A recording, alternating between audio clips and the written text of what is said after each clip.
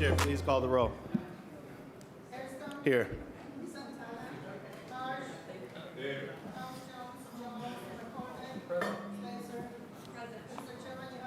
Thank you so much. Good morning, everyone. This is the zoning portion of the meeting. Mrs. Leonard, Mr. Bay, come on up. We're going to start with ordinance number 795-2024 by Councilwoman McCormack. An ordinance changing the use area and height districts of parcels of land south of Lorraine Avenue between West 52nd Street and West 50th Street, and subjecting an area titled the site development boundary to section 333.01 of the Cleveland zoning code, and attaching the approved site development plan map change 2676. I feel like I see 2676 on every. You have 7677 and 78 today. That's right. Okay. All right. Thank you. Mrs. Leonard, Mr. Bay? Good morning, Council Chair. Yes. Shannon Leonard, Chief Zoning Administrator, Zoning Manager. Xavier here will go through these particular slides, and I'll be here to answer any questions also. All right. Mr. Bay? Thank you. Good morning. My name is Xavier Bay. I'm a zoning planner in the City Planning Commission.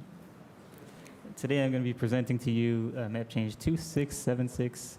And so this is a site-specific map change located on Lorraine Avenue between West 50th and West 52nd Street. Purposes of this map change are to allow the proposed development to move forward as approved by landmarks, to promote diversity of housing typologies, and supporting transit and alternative mobility choices. And so today, the current zoning of these parcels is local retail and two-family, and there's also a pedestrian retail overlay along Lorraine Avenue. And so this site is directly adjacent to Urban Community School, right on Lorraine Avenue, north of 90, and east of Zone Rec Center. And so the proposed zoning here is limited retail G2. There's an error on the map here, but the legislation is correct. We're also incorporating a zero-foot maps setback along West 50th, Lorraine Avenue, and West 52nd Street.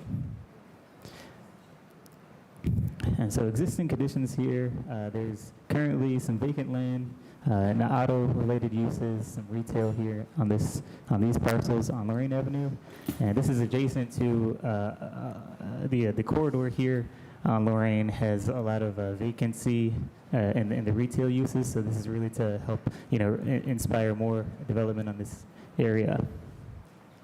And so here's some of the site context, street context you can see on Lorraine Avenue, as I mentioned. The top left photo there, you see some of the retail uses, as well as the Urban Community School. Top right, you see on the site specifically here where we're changing the zoning, there's a old used car sale lot there. On the bottom two photos, you see some of the residential context along West 52nd and West 50th Street, single two-family homes. And so this is a site-specific rezoning. So these parcels here show you the site development boundaries. And these site plans for this development are going to be attached to the legislation. So the development that is coming in here is strictly held to the site plans that are in this legislation. And so here I have some details about the incoming development. It's going to be 4 stories, 109 units, and a little bit under 2,000 square feet of retail along Lorraine Avenue on the first floor, 44 bike parking, and 62 car parking. And so here you can see some of the elevations. This right here is the northern elevation. You can see the first floor retail uses there. This is a mixed-use development coming in. It's really, neighborhood's looking forward to a lot of this. The councilman is supportive of these map changes as well. So here's some more of the elevations. You can see just some of the context here. This is looking right at the corner at Lorraine Avenue and West 52nd Street. And so that's just it. Site-specific map change here. Converting the local retail and two-family split zoning to limited retail business, and to really allow for that mixed-use context right here on Lorraine Avenue.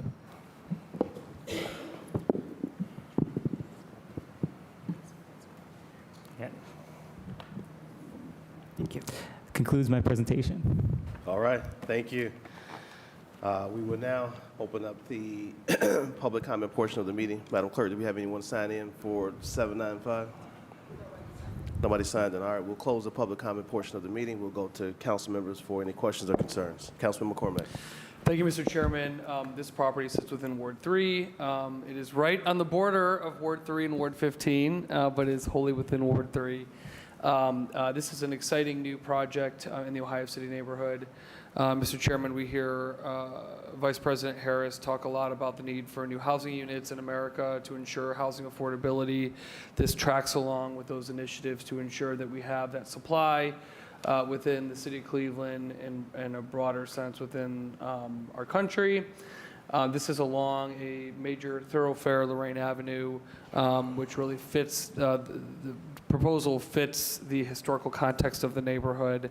If you go up and down Lorraine Avenue, Mr. Chairman, there are everything from 2-story buildings to 6-story buildings and everything in between. So the property owner, which for the record, Mr. Chairman, is here today, if anyone has questions of him, has proposed, I think, a really handsome project here that will support the city's goals around transit, promoting transit. We've heard a lot from the CEO of GEC RTA about the need to build housing along transit lines, and this also meets those goals. Mr. Chairman, we also know that right now, when you take blighted buildings and open lots on commercial corridors, those really are detrimental to safety and walkability.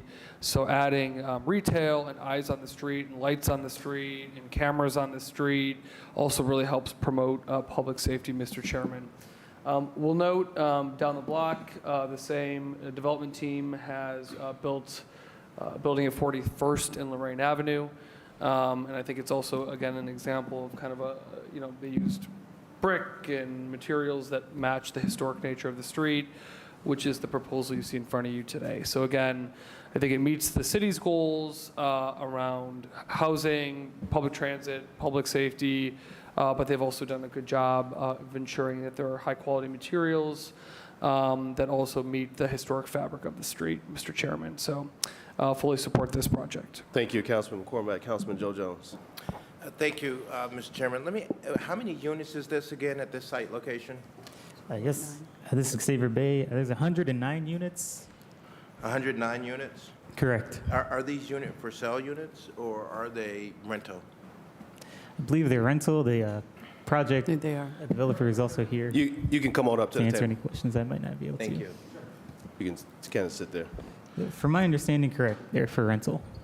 They're for rental units? Okay. Yes. All right, so you have 109 units and they're all rental units. Can you tell us a little bit about how that would, are they market rate? Can you go in a little bit about explaining how that works? Sure. So they are market rate. We applied for one of the programs the city had to help with lower income housing options. We weren't selected as a winner of that program.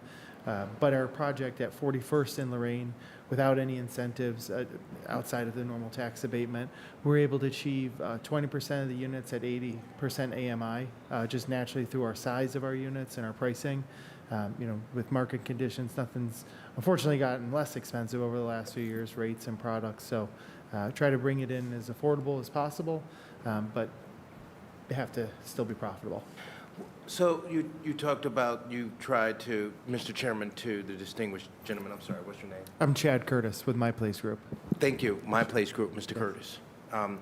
The 109 units for the rental market rate, was this like a property site that the city was, showcasing and had to the lowest bid, or you just saw this? How did you come about doing this? Sure. So I've been developing in Ohio City for probably over 10 years now. I live there as well.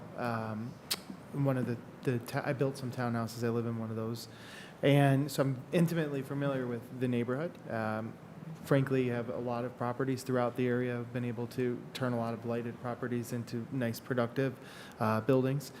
This site, it started with, honestly, the car dealership parcel in the middle. That I saw came for sale, so I bought it, or I put it under contract. While I was working on that, the property in this picture to the right, I guess, to the east on the corner of West 50th, there's several parcels attached to that specific property. that was actually when the one property I put under contract, the other property sadly was in probate court. Both of the husband and wife were deceased at that point. So I reached out to the family members, was able to secure that. And then there is a house on West 52nd. Good timing, I guess. That was actually for sale at that point in time as well.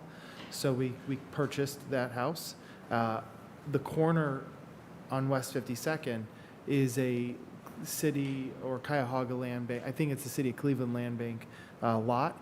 And that kind of, wasn't I don't know how the advertising for properties like that, it wasn't advertised or I wasn't aware of that.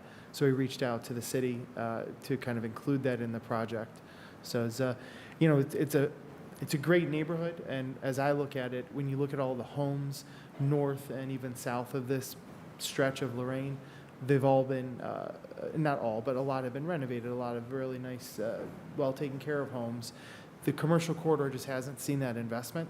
When we did the project at 41st in Lorraine, I've watched the growth happen down the street. We took two old buildings, adapted a new building onto those two old ones, and I bought the first one in 2017, and kind of was like, okay, we need to see where this is headed on the street. And frankly, with the progression all the way down this way, there's a great restaurant called the Judith, a really good one called Sense Pizza, kind of directly across. There's a new health foods place going in. And as we've seen with our building at 41st, when you put in good quality residents, it kind of spreads throughout the street. They then stimulate the businesses. And, I truly believe Lorraine is a really special corridor, similar to what I think we could look at as a short north in Columbus. It's a major thoroughfare that connects downtown. You can stand in the street and you can see downtown. You can see the West Side Market practically. So it's an exciting part of the neighborhood that I think because of the commercial aspect, it's been overlooked and hasn't really been developed to its full potential yet. Right. So it seems like to me this is more or less, so I'm on the same page. I was under a different presumption. So I really appreciate you, bringing it out that this is, you've been here for a while, you're a Clevelander, and you are investing in your own neighborhood. This building is very impressive. Thank you. And how much would this building right here, when it's all said and done, would cost you? Right now, kind of working with some construction figures. We don't have full construction drawings, obviously, at this point. We're expecting in the $20 to $30 million range. Hopefully, they keep cutting some rates and we can save some more costs and put it into the project. But And Is Mr. this- Jones, is if I this- can interrupt real quick. Yes. And I know the gentleman has agreed to stay around as well, so that way if you want to talk to him a little bit more in detail to really get the nuances of his project, I'm sure he's happy to stick around and have a deeper conversation with you. absolutely. I appreciate it, Mr. Chairman. Sure. I got a couple more questions before I close. The issue here at this particular, and is this the actual building? This is the design that you're actually going to put here at Can I this site clarify location? this? Correct. Yes. question? We went through multiple rounds with the local design review and then the landmarks design review as well. Well, what I would say, Mr. Chairman, is I'm going to have an off conversation concerning it. I think that, when I initially looked at this, because one of the concerns that we have at the council, we heard a gentleman get up last night on Monday night and talk about the total difference day and night between the west side and the east side, how in some areas it's really, really horrible. And I know that, you're closer to the water over on the west side is a possibility, but there's some spaces on the east side too where the city should be trying to drive development as well. So, Mr. Chairman, as we sit here as elected officials, I know I've sat here for 8 years and I've seen an enormity of developments, and the distinguished lady bringing developments and design developments and map changing and zone changing to make it a reality for the continued development. We should try to talk about at this table, how do we begin the proposition to look at the east side and steer true economic development in those areas as well, because there's some areas on the east side right down the street here where it's right by the water too. But it's not nowhere near getting the kind of development. And to have a developer like you who's in the city of Cleveland mining it. I'm certainly would love to give you my card and take you for a tour of my neighborhood Would love and to. see if there's any possibilities. But what I will say, Mr. Chairman, to Mr. Curtis, Godspeed. I think this is a fine building that you're putting here together. One of the concerns I would have as a Clevelander and as a property owner and a business person would be to see properties, and I think that our city needs to go in a direction where we are having some of the people not just rent your units, but buy them, purchase them. Because the issue is, at the end of the day, we don't want to have a market space. At least I don't want to be in a market space living and it's all rental, where you have a transient population. So I think that the members of this table should really fundamentally look at how do we begin to balance making sure that we have residents living, owning, and staying in the city of Cleveland. And so that would be, Mr. Chairman, my suggestion to our colleagues and to the administration who's listening, because I've said this before, we can't just have all rental properties. If we get into the proposition of all rental properties in our market space, we're in trouble. So with that, thank you, Mr. Chairman. Thank you, Councilman. I'll give you my card, Mr. Curtis. Absolutely. Thank you, Councilman Jones. You want to make a quick point? Yeah, I just want to clarify. So this map change here is a site plan specific, meaning that the site plan that you see presented in the earlier slides in this building has gone through landmarks. It's been approved by landmarks. And then the map change itself has also been approved through City Planning Commission. So the applicant has a specified amount of time after this passes council to pull building permits. And if he doesn't build permits, it'll go back to the former zoning. So this is a very specific site plan adopted map change. Got it. Thank you, Mrs. Leonard. And yes, Councilman Harsh, Councilwoman Spencer. Just very quick, Mr. Chairman, great project. I'm a yes vote. No issues. Just one quick question. The renderings from the streetscape from the exterior make it look like one solid building that goes from 50th to 52nd, but then the overhead site plan shows the parking in the middle. Is the parking enclosed and the building goes over it, or are all the units actually just sort of in a U shape circling the parking lot? So, great question. The first floor, as you can see in this picture, what we've done is designed apartments that will have street walkouts. So those green boxes, so to speak, along 50th and West 52nd will be residential units that walk right out. Behind that will be an enclosed parking garage on the first floor. Okay. If you went to the next, I don't know if you have a second floor slide, there's an amenity deck above those apartments. The overall shape of the building is like a U. So it kind of U's on Lorraine, 50th and 52nd with an open area. So the units are all on the exterior. There's an amenity on top of the parking garage, but the parking garage is enclosed with a roof. Correct. Okay. Yeah. All right. I was just curious. Thanks. Yeah, absolutely. Councilwoman? Thank you, Mr. Chair. As Councilman McCormick noted, this is within Ward 3, but immediately adjacent to Ward 15. Thank you, Councilman McCormick, for your stewardship on this. And I don't know if this point was mentioned, but this is actually also on the future Lorraine Avenue Midway. So there's a lot going on here, and I'm very relieved to note this particular block. I don't have a kind of photographic memory of it, but to my knowledge, there is no historically significant building on this block currently. So we're not talking about demolishing anything that may have historical significance in order to build a new building, for which I'm grateful. So this, I think, particular block is really ripe for new construction. And then it's also immediately adjacent to Urban Community School and will complement the density in that area overall. So very glad to be learning about this project today.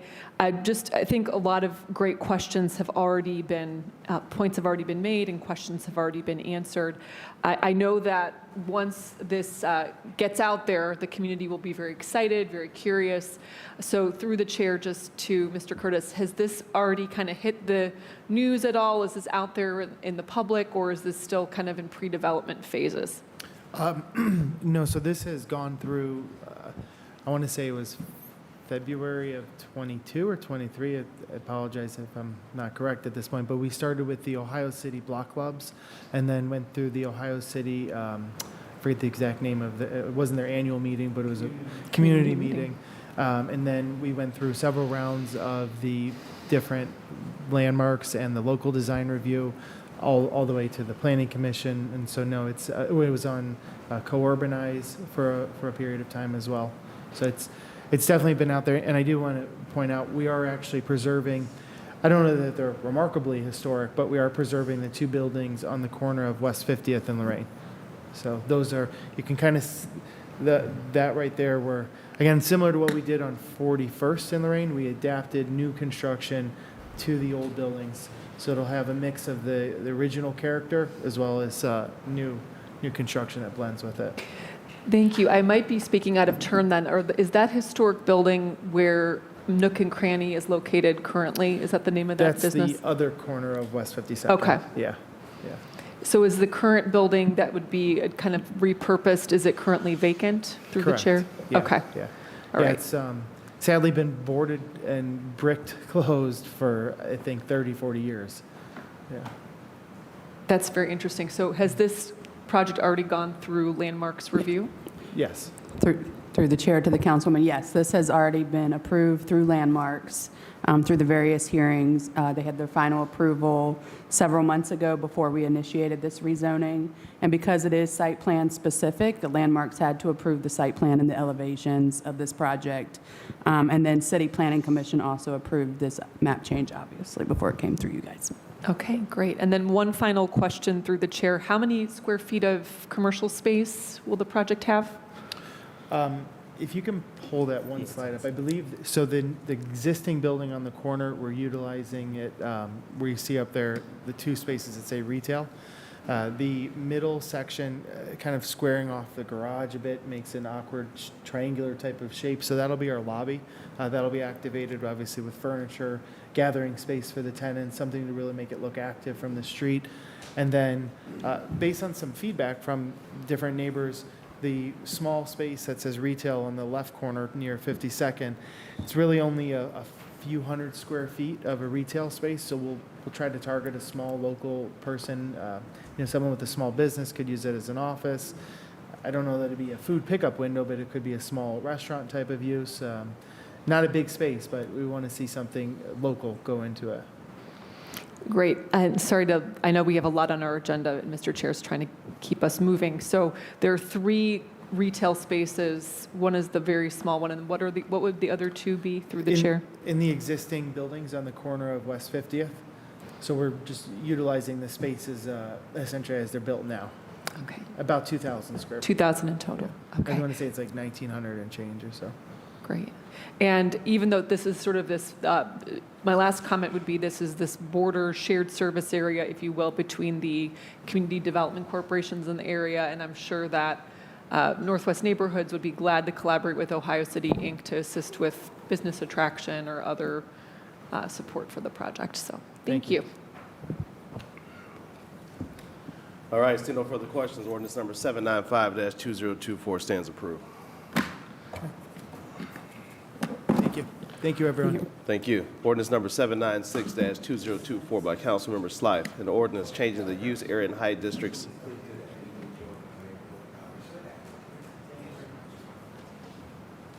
An ordinance changing the use area and height districts of parcels of land north and south of Lorraine Avenue between West 150th Street and the Norfolk Southern Railroad and extending the pedestrian, retail, and urban form overlay districts map change 2677. Good morning, Chair Shannon Leonard, Chief Zoning Administrator, Zoning Manager. You all may remember this specific rezoning. It came through to you all earlier this year, and you all passed it with Councilman Slythe's amendment, but it had to go back to, or you had passed it here with the amendment, but the final legislation didn't have it. And so we are just bringing the amendment back to you. So I'll just have Xavier very, very quickly walk through this map change because there's only a minor change. Yes, thank you. Mr. Bay? Thank you. Xavier Bay, zoning planner and city planning. So I'll just kind of, just fly through some of this. Existing zoning here, you already saw a lot of this. It's a hodgepodge of local retail, general retail, semi-industry, general industry, and multifamily zoning districts. And so here's you can see an aerial of the current context here. On the top right there, just to acquaint yourself, is the West Park Rapid Station. The left corridor you see there going north-south is Warren Road, and then it kind of turns into 150th Street. And so the main change that we just spoke about here, the planner and the councilman spoke and agreed on removing the urban form overlay and pedestrian retail overlay from the south side of Lorraine Avenue. And so that's the main change you're seeing here. Not too much more to really explain. Just really fixing the hodgepodge zoning that's going on in this area. Gotcha. Mrs. Leonard? Yeah, and so the purpose of the removal of the urban form overlay is there's some legacy semi-industry on the southern side that the urban form overlay didn't make much sense on. And so the councilman asked us to remove it. And so here we are today just presenting this small amendment change to remove the urban form overlay. Gotcha. Thank you. Again, as a reminder to the committee, we did hear this previously, and Councilman Slife had asked for a minor change, which is what we are accomplishing today. So this is not new to us. We've seen this in the past. We will open up the public comment portion of the meeting. Madam Clerk, do we have anyone signed in for 796? Nobody signed in. We will close the public comment portion of the meeting. Councilman Joe Jones. Thank you, Mr. Chairman.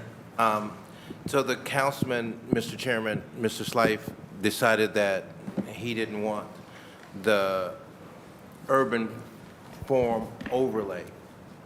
Did he tell you why, Mr. Chairman, to the distinguished lady?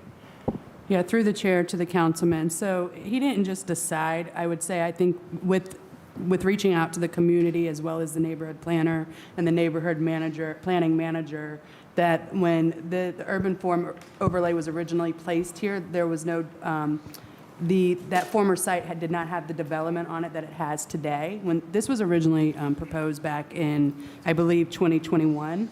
And so it had just kind of lingered for a bit. We had, various things happen. So now that there is development there, the urban form overlay would actually constrain it or constrain the property owner more than it needs to for the use that is accepted by the community. And so that's why we removed it. And then, Mr. Chairman, to the distinguished lady, how long had the urban form overlay been in place? It's only been about 3 months. Okay, so before that, what was in place? So you're removing that to bring it back to the current zoning place it was before that? Through the chair to the councilman. So the urban form overlay was introduced as part of the original rezoning under map change, I believe 2673, earlier this year that you guys had heard. Right. And that's when the urban form overlay was had originally been placed on it. Okay. But that was from the zoning that we had developed with the councilman back in 2021. And revisiting it, the new neighborhood planner and the councilman and the community, after a community meeting, had determined that the use there, the urban form overlay wasn't amenable to. And so in this amendment, we're asking to remove it in line with the existing development. The former zoning there, I believe, was general retail C1 with no urban form overlay, Thank you, Mrs. Leonard. or semi-industry. Thank you. Thank you. Yeah, Mr. Chairman, I would like to sit down with you because I'm having some difficulties with trying to get zoning changes in my neighborhood. And every time I come to this table, I see them moving, zoning around on the west side, left and right. Zoned it And around. no, let me finish. And preparing and doing development out of this world. And I don't see any of that happening on the east side. So I got a problem. And my problem, Mr. Chairman, is that on Miles Avenue, Wow. we have a hodgepodge of mess going on out there that has unfortunately been going on out there for quite some time now. And you have businesses that are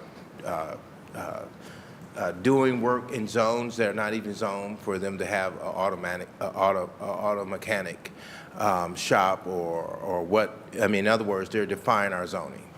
And so I really need to sit down with our zoning people so that we can zone our neighborhood to be desirable for investments, like Mr. Curtis, who came in here and worked with the department to get what he needed to have.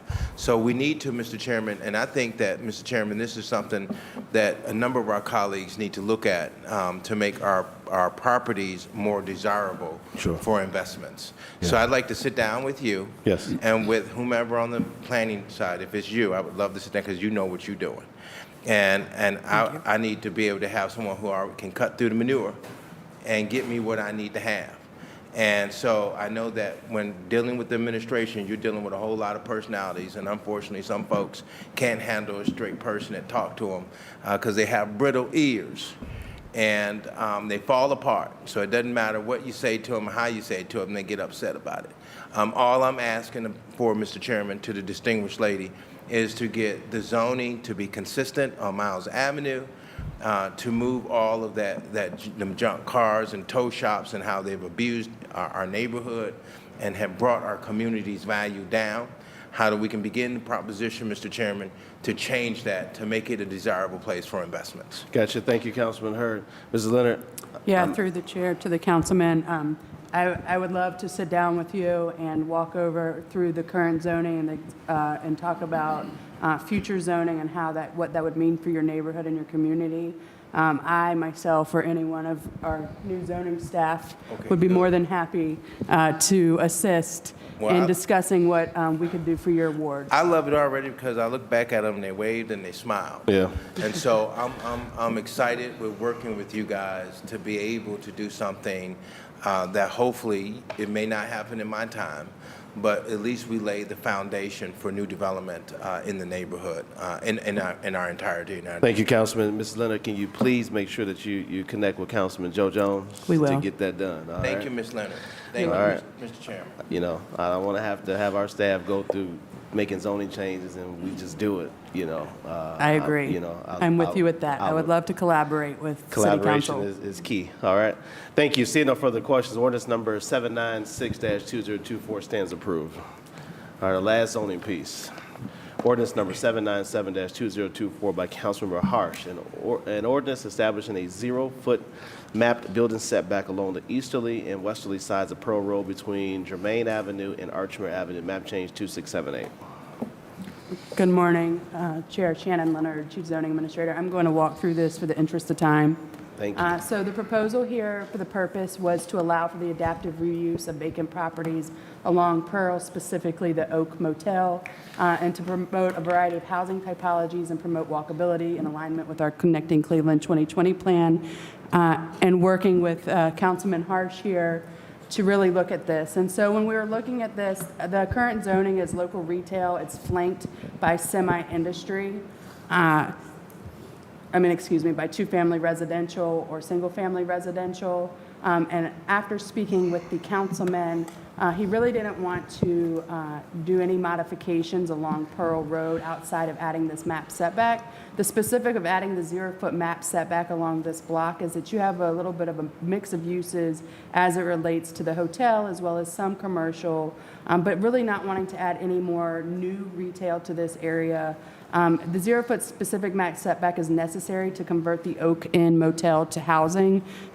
Local retail and our residential districts require a front yard setback in alignment with the other properties on the street, and there's a little bit of a mismatch of different setbacks here that range. So bringing the 0-foot in line brings the uses that are already existing, the historic uses and buildings that are already existing in alignment with the street, but also allows for any adaptive reuse of some of these older buildings into residential for this section of Pearl.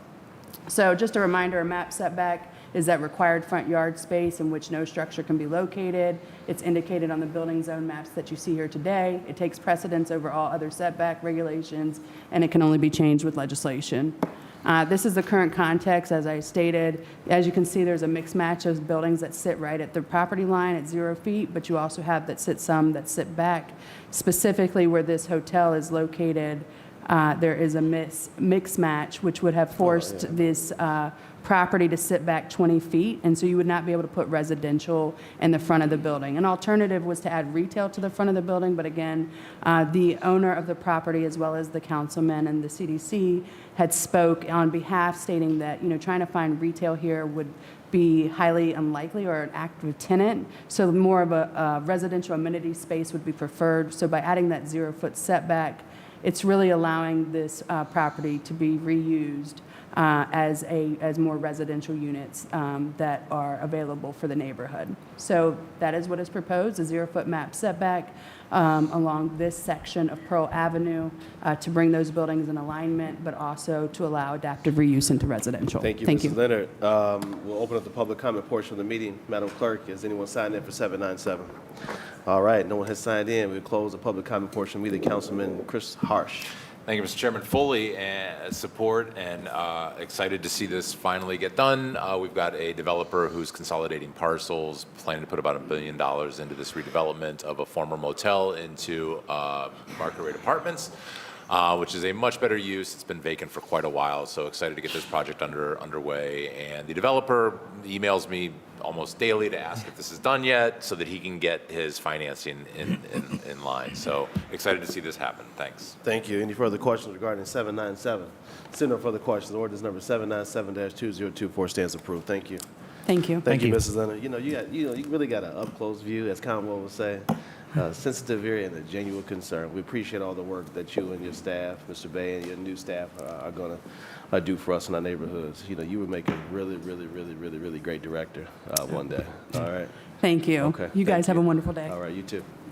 All right. We'll close the zoning portion of DPS. Madam Clerk, please call the roll. Here. Here. House Jones. Jones.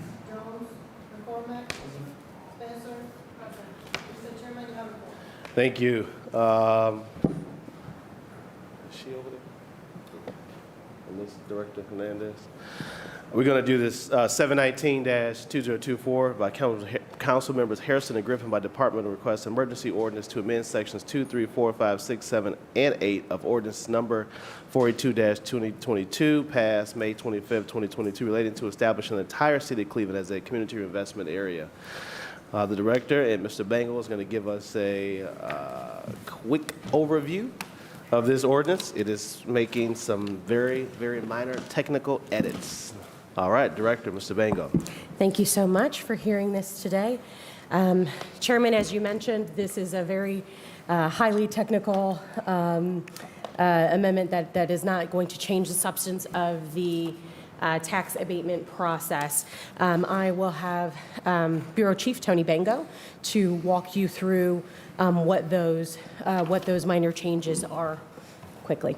All right. Mr. Bango. Thank you very much. Good morning, Mr. Chair and the rest of council. So getting straight to the point, so what this ordinance does is it accomplishes 4 things. The first is that the original ordinance lists us as having 3 community reinvestment areas, or CRAs, as a strong market area, middle market area, and an opportunity area. The state certified the city as having 1 CRA with 3 sub-areas that align with that strong middle and opportunity. This just brings our ordinance in line with what the state certified. So it's functionally the same, it's just 1 with 3 sub-areas instead of 3 different CRAs. The second thing this does is it designates the housing officer of the city of Cleveland as the bureau chief for it says Division of Neighborhood Development, but that needs to be amended to say the bureau chief of the Bureau of Housing Development. And essentially what that does is, since we passed the most recent ordinance, there is no commissioner of the Division of Neighborhood Development anymore, and there is no Division of Neighborhood Development in CD, and therefore there is no one who is technically the housing officer and can sign off on tax abatement. So this allows us to move forward with signing off on tax abatements as originally intended with the program. The third thing this does is this allows the city of Cleveland to collect unpaid taxes for properties that are not in compliance with the tax abatement program. So for instance, if a property is not meeting its affordability requirement under the new tax abatement law, or if it's operating as an Airbnb or a short-term rental, Yes, this is actual enforcement, and we have the ability to collect taxes on properties that otherwise should have been paying taxes to the city of Cleveland. And the fourth thing this does is it allows the Director of Community Development to set application fees for the tax abatement program. The reason for this is that under the new ordinance, there's a lot more administration related activities. Previously, tax abatement was a much simpler program and really only required one staff person to administer the program. The new program is a lot more complicated. It requires city staff to do income verifications, audits of properties, following up. It's a 15-year period. If we're requiring tax abatement properties receiving tax abatement in strong market areas to have 25% of their units at affordable to families making 100% AMI, that's for a 15-year period, and we're required to enforce that and make sure properties are complying with that requirement in year 5 or year 10 or year 15. So the fees are intended at the director's discretion to help support any staff or administration costs associated with administering the new program. And if I may, we have also added an additional person to our, what was a one-person team. We've added an additional staff member. This is going to help us get to actually matching the speed of development and not letting something like tax abatement be something that holds out the process any longer. Yep. So the ability to capture any fees would help to go forward and support this program. And if I may add to that, so since January, we have a new online application process. We've updated the website with a lot more clarity for our community and our development partners. And, we usually receive 200 applications in a year. Since September of last year, we've received 458 applications. And currently, we have 18 applications that have not been reviewed. So we're well on track to meeting our goal of being able to review and make decisions on applications within 14 business days of them having been submitted to the city of Cleveland. Got it. All right, so question before I go to the committee. So before, who would set the fees for the application fees for tax abatement? Who would set that? Prior to this, Chairman, we did not have we've not had This will be our application first time, fees right? at all. Okay. All right. And I That's do what I want to note, it's certainly not our intent on those single-family applications. We're not trying to stick it to somebody to make it any more difficult. But for those larger, particularly the larger development applications that take a lot more legwork, we want to be able to set a nominal price. Okay. Have we looked at other cities to see what they are charging for these complex applications? To the chair, it varies from city to city, but it's not much. It's usually like $50 to $100 for single-family applications. And then sometimes the multifamily applications are a percentage of the total abated amount on a yearly basis. Got it. Okay. I don't particularly expect them to be very expensive. Okay. I don't want to see a $1,000 application fee. No. Certainly not. Okay. Councilman Harsh. Yeah. So, Mr. Chair, to that question, how are we just setting the fees in here? Where does it spell out how we even set the fees? Is that a section in here? Mr. Bango? This does not specifically, through the chair, does not set out how we do it. It allows us the ability to do it. Right now, we don't have an ability to do it. Without speaking too far out of my turn, I do want to note that I think prices are typically set through like a board of controls. I think that's how prices are typically set. What we're asking for is the ability to even do it in the first place. To the chair, it's the last sentence of section 4 in the multifamily section. And there's not a process defined there. Councilman Harsh? If we need to think a little bit through that, we can release it from DPS and then work on that between now and finance. We want to further clarify that. Yeah, okay. First of all, thank you. I see the director of the Department of Community Development is authorized to set and collect application fees. Correct. I understand that we don't want to be prohibitive in fees for people that are trying to spend money in the city and building, but I would like to know what that application fee would be before we authorize it. It seems something that we should know, rather than just blanket authority to set and collect fees. My other question, let's get this one out of the way real quick. Are any of the areas changing, the opportunity, the mid-market? Nothing is changing, we're just relabeling them? Through the chair, no. None of the census tracts have been altered? Okay. Through the chair, no. Okay. Then my only question, Mr. Chair, is how we feel about, authorized and set to collect application, because I don't want to hold up passage of cleaning up, but that is a new sentence. And perhaps we should legislate how they're allowed to set and collect fees. Through the chair. Does this, So that's an option. am I asking for too much? No. That's an option, or as we do other fees through parking and other things, and we can require legislative authority just to get approval, so that way we know that nobody's been charged a $1,000 fee or $5,000 application fee. So that way we can stay engaged on the amount of money that is being set and collected as well. So do we just put something at the end of that sentence upon legislative approval? Correct. Yeah. Should I offer an amendment? Or shall require further legislative authority. Our law, Mrs. Cornley can give us the Through the correct chair, language. if I may request, Sure.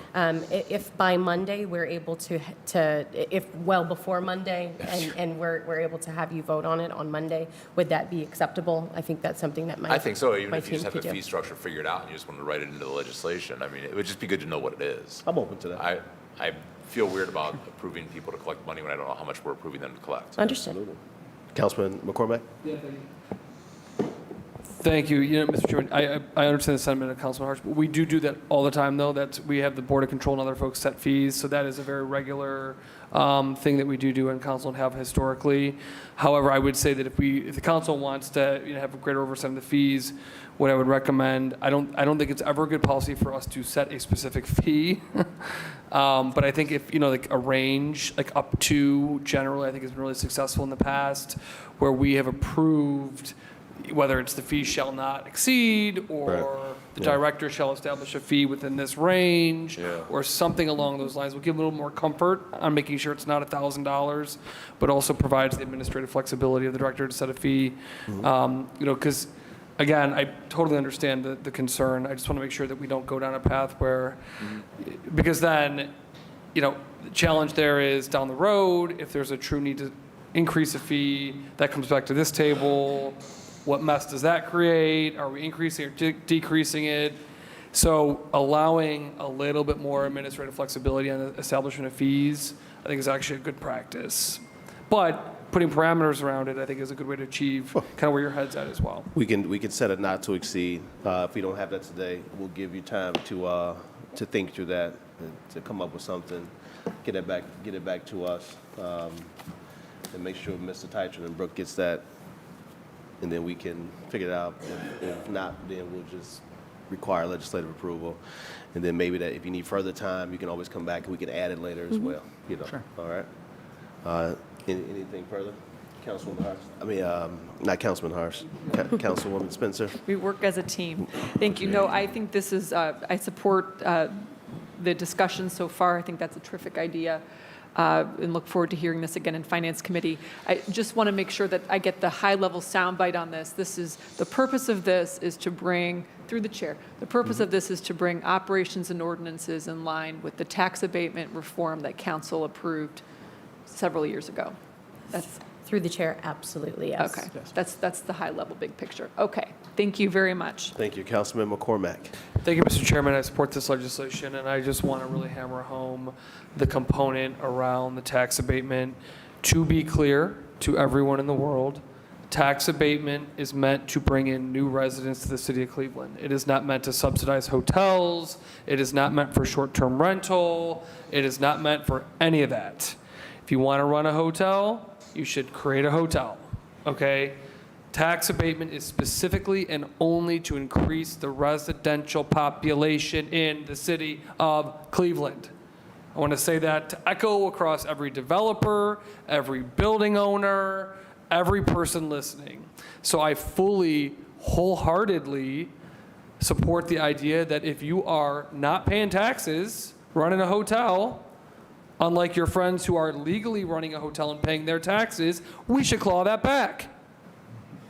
So any and all teeth we can give the city government to go after illegal users who are using tax-abated property for short-term rental or hotel use, we should go after them as aggressively as possible because they are short-circuiting the legal establishment of hotels in our city.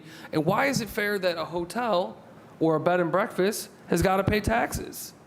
Why is it fair that they have to get a safety and wellness inspection, but someone who throws up a tax-abated property doesn't have to do any of that? That's right. It doesn't make sense. I applaud this director for bringing this piece forward. Thank you. Thank you, Councilman McCormack. He's made it clear, the sentiments of all of us here. All right, well, seeing no further questions, between now and next Monday, we'll work through you and our staff to try to develop some sort of framework. If not, we could just add a legislative approval, give us even more time to figure that out, but you'll still be able to do what you need to do. All right? Thank you, Chairman. All right. Seeing no further questions, ordinance number 719-2024 stands approved. All right. Thank you. All right.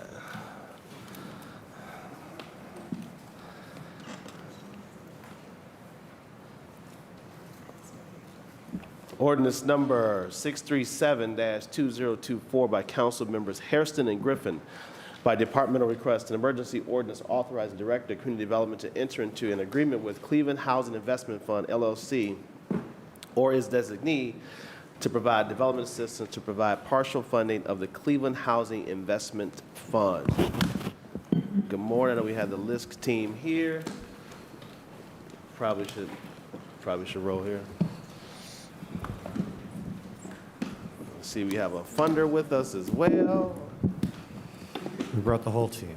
I see Mr. Santalifo in the crowd. Is he supposed to be up here as well? I think he wants to come for public comment. Come on up here, Mr. Santalifo. You can sit on the end. You knew what you were doing to bring him here, right? You knew what you were doing to bring him here. Chanel. She knew what she was doing. Ms. Santalifo, thank you for being here. I said they knew what they were doing bringing you here with me. Yes. It's all good. Good to see you, sir. All right. We're ready. Chief, Director, list team, Mr. Bango, Mr. Smith, Ms. Santalifo. All right, we'll turn it over to you. Thank you, Chairman Hairston. Committee, let's start by introducing the folks that we have here at the table. Want to start in the end? Hello, my name is Anthony Bango. I'm the Bureau Chief of the Bureau of Housing Development and Department of Community Development. Good morning. My name is Caitlin Krebs. I'm with LISC, which is the Local Initiative Support Corporation, and I'm part of our fund management division, and I'm the Director of Fund Design. Thank you for having us.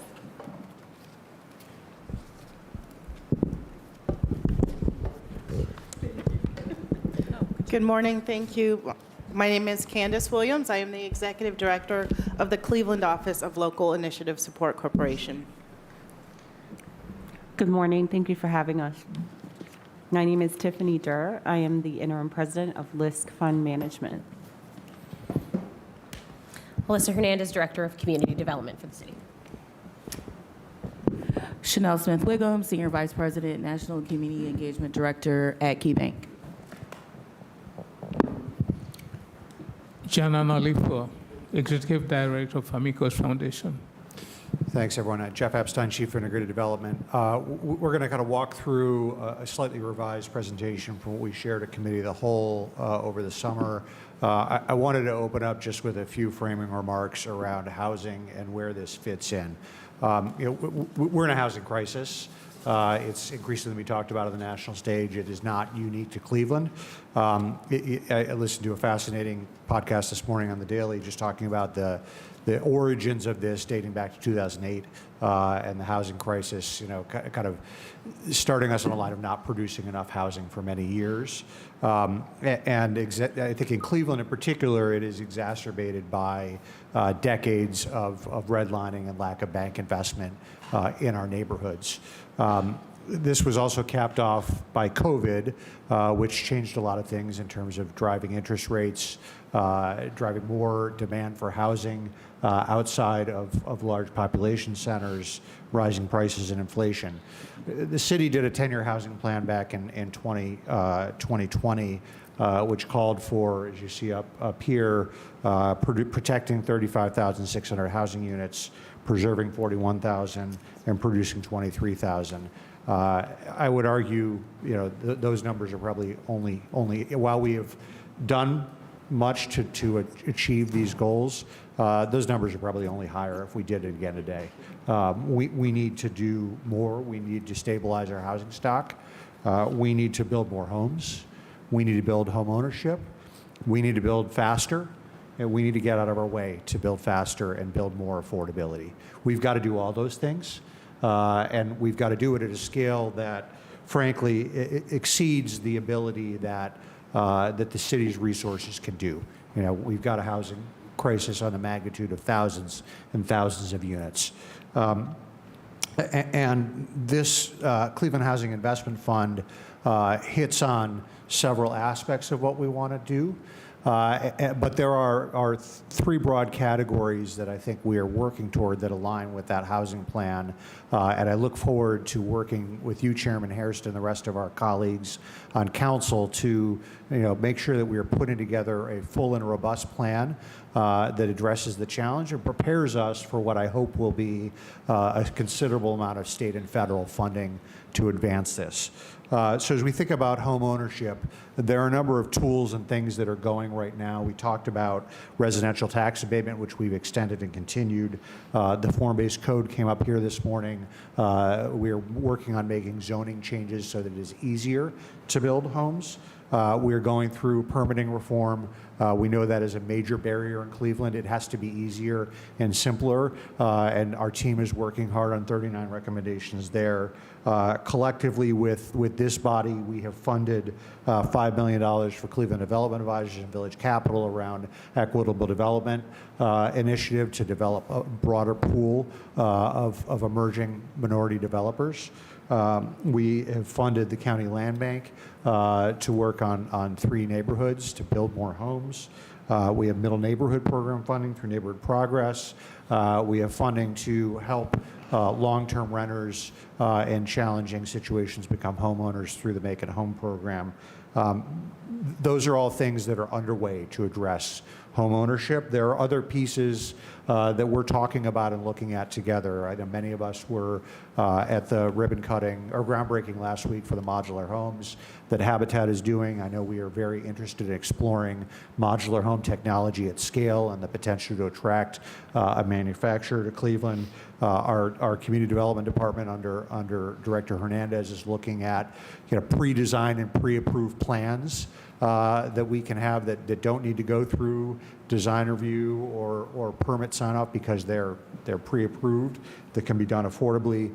We are starting to explore and look forward to more conversations with this body around neighborhood TIF districts that might be able to support the infrastructure needed to do housing at scale. We are also doing through a lot of reform on our land bank in order to make land bank transactions smoother. And I think this Housing Investment Fund can play a role. We'll talk a little bit about how it can help in one way, but it is not the primary tool around home ownership. Simultaneously, we have an affordability problem, and we've got to address that at scale. Many of those tools that I talked about will help address that. We also, again, with this body, passed ARPA gap financing, deploying $35 million to create, I think, 1,350 affordable units across the city. We have a need that is much beyond that. We are, I think, are working with our team to grow the Housing Trust Fund, to do more LIHTC affordable projects. But again, this is where the Cleveland Housing Investment Fund can really play a big role. I think this is a unique tool that we do not have to take on smaller scale affordable housing projects across the city. And I think the final piece, which I don't want to lose in all this, and I don't think the Housing Investment Fund that we're talking about plays a role, but it's stabilization and preservation of homes. We have a home repair program that went out that was quickly oversubscribed based on the dollars that we had. We have been focusing on rolling out Residents First and holding landlords more accountable. We have money that we've gotten from the state through ODOD for funding windows and doors in lead-based homes. We are looking at how we can get more aggressive through our being preemptive on state foreclosure and state forfeiture and foreclosures. And we are starting conversations with our banking partners about being more aggressive in both home repair lending and mortgage lending. So a lot of different things that we're working on, and I really just want to highlight and frame both the breadth of the issue and the breadth of the strategies that we are going to need to collectively address these issues. And I think the team will talk here today about how this particular fund can play a role in attacking on a couple of those prongs. So that's my long-winded intro. Thanks for indulging me. I'm going to turn it over to our LISC team to talk about the Cleveland Housing Investment Fund. I'm used to you and Tom, but now, Tom, I'm just joking. All right, go ahead, Director. Come on. All right.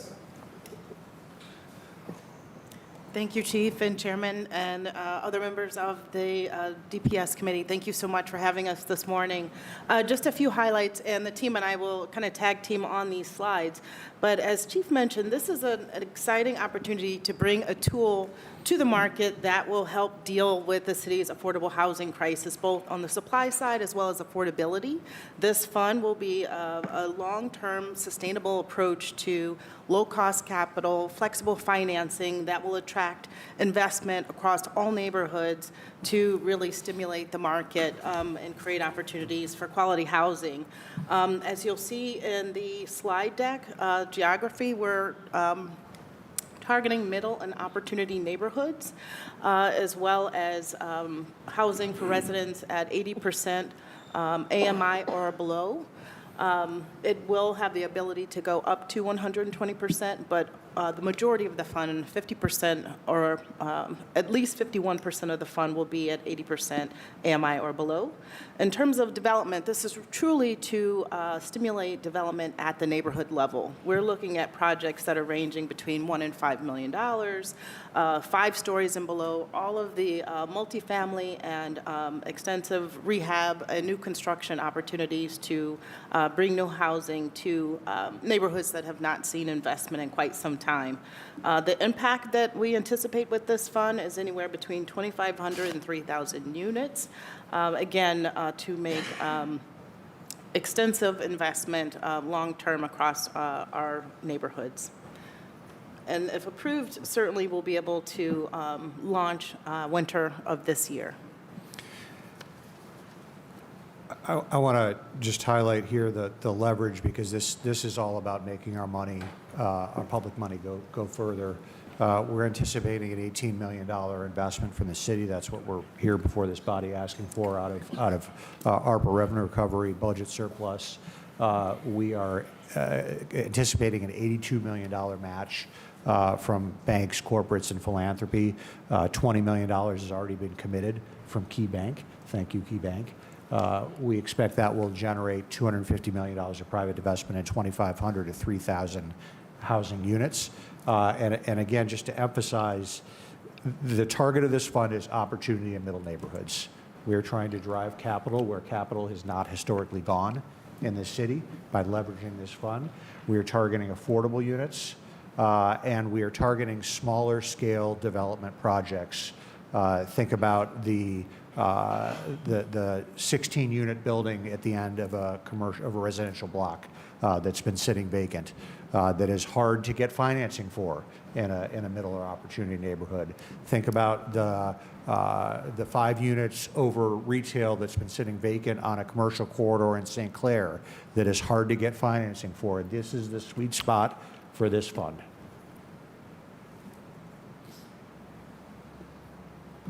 Thank you. This next slide really speaks to the reach and the impact of this fund. There's a few slides that touch on it, but just high level, wanted to reiterate that we're truly trying to bring quality, affordable housing to neighborhoods that have not seen this level of investment. These are the projects that are the but-for projects that are not able to get financing. The non-LIHTC deals where either the unit count is too small to be competitive, or the mix of income does not allow it to be competitive for tax credits. And so, again, truly trying to be creative in bringing alternative financing to the market. Additionally, at minimum, 30% of this fund will target emerging developers. Again, this is the MBE, FBE, CSB certifications that we want to ensure that we are creating equity with this fund. And then we've already talked about the unit count. I want to put a fine point on this, that this is new and preserved. As we know, there are many vacant and blighted homes across our footprint. And so being able to do extensive rehab is a big part of this as well. And so we want to not only bring on new housing, but preserve those homes that can be preserved. And then also elevating the city's priorities around sustainability, healthy transit-oriented, access to transit-oriented development. So all of these are components of this. And not only will this $18 million investment that we're requesting be leveraged by $82 million in private capital, the total project cost of that could be attracted is really multiplied 2.5 times. So we envision that this $100 million fund that we're targeting will aim to enable up to $250 million in total project costs that will be leveraged for the city of Cleveland.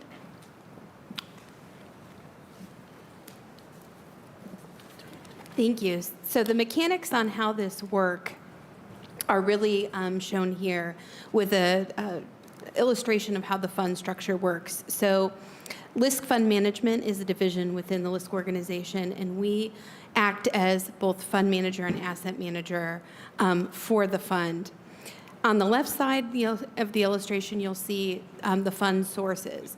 So in addition to the public grant, we would be looking to get additional philanthropic investment, and it builds as a stack, right? It's foundational, which then the goal is to attract additional private sector investment, like that was noted that KeyBank has already committed to, but additional bank and corporate investment.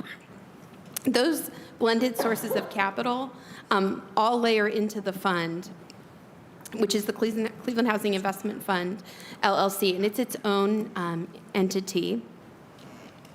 That fund then makes loans and investments to developers or borrowers who are taking advantage of this blended cost of capital. What's really important is that if you think about a housing project and traditional sources of capital or traditional sources of developer equity, one of the major headwinds that we've seen is the cost of that capital has often been an impediment to enabling housing projects to move forward, particularly projects that may have a smaller unit count, as the chief mentioned, often struggle the most because they're not necessarily creating enough opportunity for the lender or for the developer to actually take advantage of the traditional capital source. So by our fund delivering a lower cost capital source, we're able to entice or incent the development projects to happen on the smaller and mid-tier project size. So on the right, you'll see just the developer examples, so there's going to be multiple borrowers. And then those funds are deployed over a 5-year period, and then there's a repayment period that follows the 10 years preceding. The actual products that are delivered, just to summarize in a quick way, are through 3 products, primary products. So the first would be senior debt, where the fund would act as the sole investor or sole lender on a project. The subordinate debt, which is really the bulk of how we would deliver the capital, is where we're coming in and helping fill a gap in a project by delivering financing and taking a subordinate lien. And then the last would be something that would be more like a patient repayment structure, where you'll see the language here is preferred equity, but also kind of that more patient subordinate debt. I want to ask Tony and maybe Liz to talk about the research that we did locally that kind of went into setting this structure and kind of how this aligns with what we're hearing from the market in terms of need. Thank you. To the chair. So, as we all know, the City of Cleveland issued about $50 million in combined ARPA funds, Home ARP, and some bond funds in September 2023.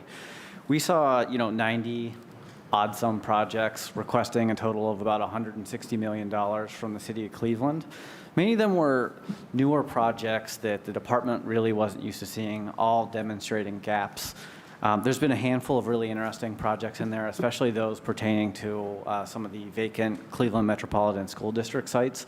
But, the problem we encountered in that is that many of these projects were seeking financing sources that didn't exist and were relying on a one-time opportunity of gap financing from the City of Cleveland through that RFP. What I saw rifling through those projects is that many of them were seeking what is essentially equity investments from the City of Cleveland or debt investments at lower rates to help them borrow more and close gaps. There were a lot of projects on commercial corridors like Lorraine Avenue. We saw projects off of St. Clair. We saw projects being proposed off of Pearl Road in Old Brooklyn. We saw projects in the Jefferson neighborhood, all, had an opportunity to move forward because of that particular RFP. What this loan product does, is it helps close the gap in a number of projects like this that either we're aware of or are not currently on our rolls, and widens the possibility of development in all Cleveland neighborhoods, especially those neighborhoods that are middle market neighborhoods and opportunity markets that really, because of market conditions, can't close their gap.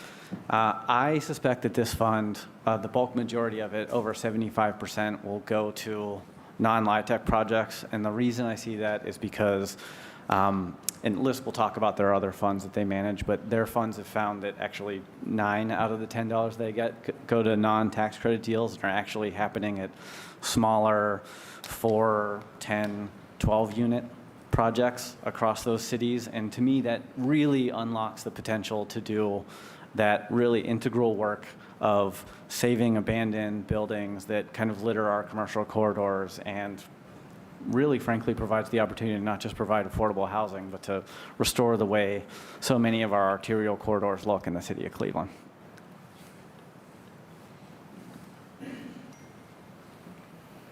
Thank you, Tony. To the chairman, I will also add that this fund, to get to this point, staff spent an extensive amount of time doing due diligence in the market. That's a critical component of this. It's in response to what we heard the need to be. And so back in the fall, we spent several months doing a market analysis, not only of the current market conditions, other partners in the market. Again, this is a tool to complement the work of our other financial institutions and CDFIs. I wanted to make sure that we were bringing something to the market that was not currently here. We also spend a significant amount of time with other stakeholders and developers. What are they seeing to be the pain points in terms of getting deals financed? And so that all culminated into what you see today in terms of the product types, as well as the underwriting conditions that we are presenting today. So that's a critical component of this in response to that, what we heard. Candace, if I could, Councilman Jones is asking for clarification on the comment. The previous screen, just so that I'm clear and I understand, where you talk about senior debt, subordinate debt, in this fund structure that you have in place right now, where will we be at on this? Would we be senior debt in this, or would we be considered subordinate debt? Thank you. To the councilman through the chair. So the discussion around the proposed financial products are the products that the borrower or the developers would receive.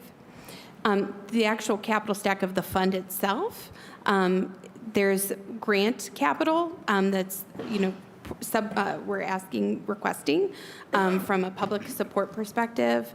But you're right, the fund itself will also leverage that grant dollars with additional private sector loans and investments from banks and from corporations, and majority of that will be repaid. So as the borrowers are repaying the financial products back to the fund is then able to repay those fund investors. I get that, right? So, but it's either we are a senior debt or we are subordinate. So the question is, where will we be with what we're talking about, the proposition in front of council right now? Will we be in a position when we're giving out loans and putting this together for developers? What position are we? Are we senior debt or are we subordinate debt? Or a mix of two, it sounds like. Through the chair, we're investors into the fund. We're providing a grant into the fund. So we would be a subordinate debt.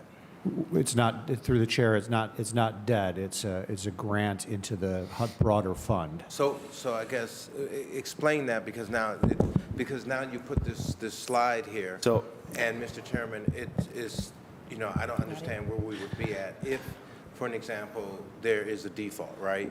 Who gets paid first? let me help a little bit as well before we go over to, you got the fund structure, and who's investors, you got the fund we're trying to put together, and you got developer.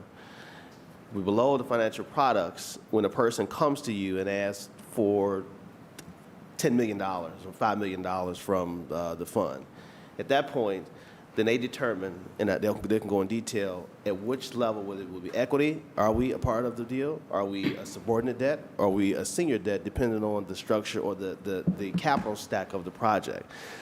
So we aren't going to the fund to ask for money. We're investing into the fund. So we aren't considered one of the final financial products on the list, because we're not asking for money for a project, we're giving money for a project. So I would say, and they can go into further detail, that relates to the person who is coming to borrow the money versus the folks who are investing the money into the project. But feel free, Mrs. Smith, to jump in. To the chairman, to the councilman, the chairman is exactly right. And so this is an $18 million investment into the fund. And so the fund is blended between both public and private capital, right? And so the $18 million grant really helps to buy down the cost of capital. Even if you're looking at the $20 million that Key Bank is investing, that is below market rate. And so these products, these three products, senior debt, subordinate debt, or equity, is an opportunity for developers in our community to access debt at a lower rate and help pencil out the deal because of the $18 million and because of the blend between private and public capital. Hopefully that's helpful and further clarifies to the chair, to the councilman. It is, and I have more questions, but I just wanted to get some kind of understanding how that's understood. works. No, we get it. Yep. Okay. We'll go back to Candace. Caitlin. Thank you to the chair. So this slide is really an illustration of a few of the place-based funds that is targeting affordable housing that LISC Fund Management is the fund manager for. So three examples here include the Partnership for the Bay's Future Fund, which is in the San Francisco area.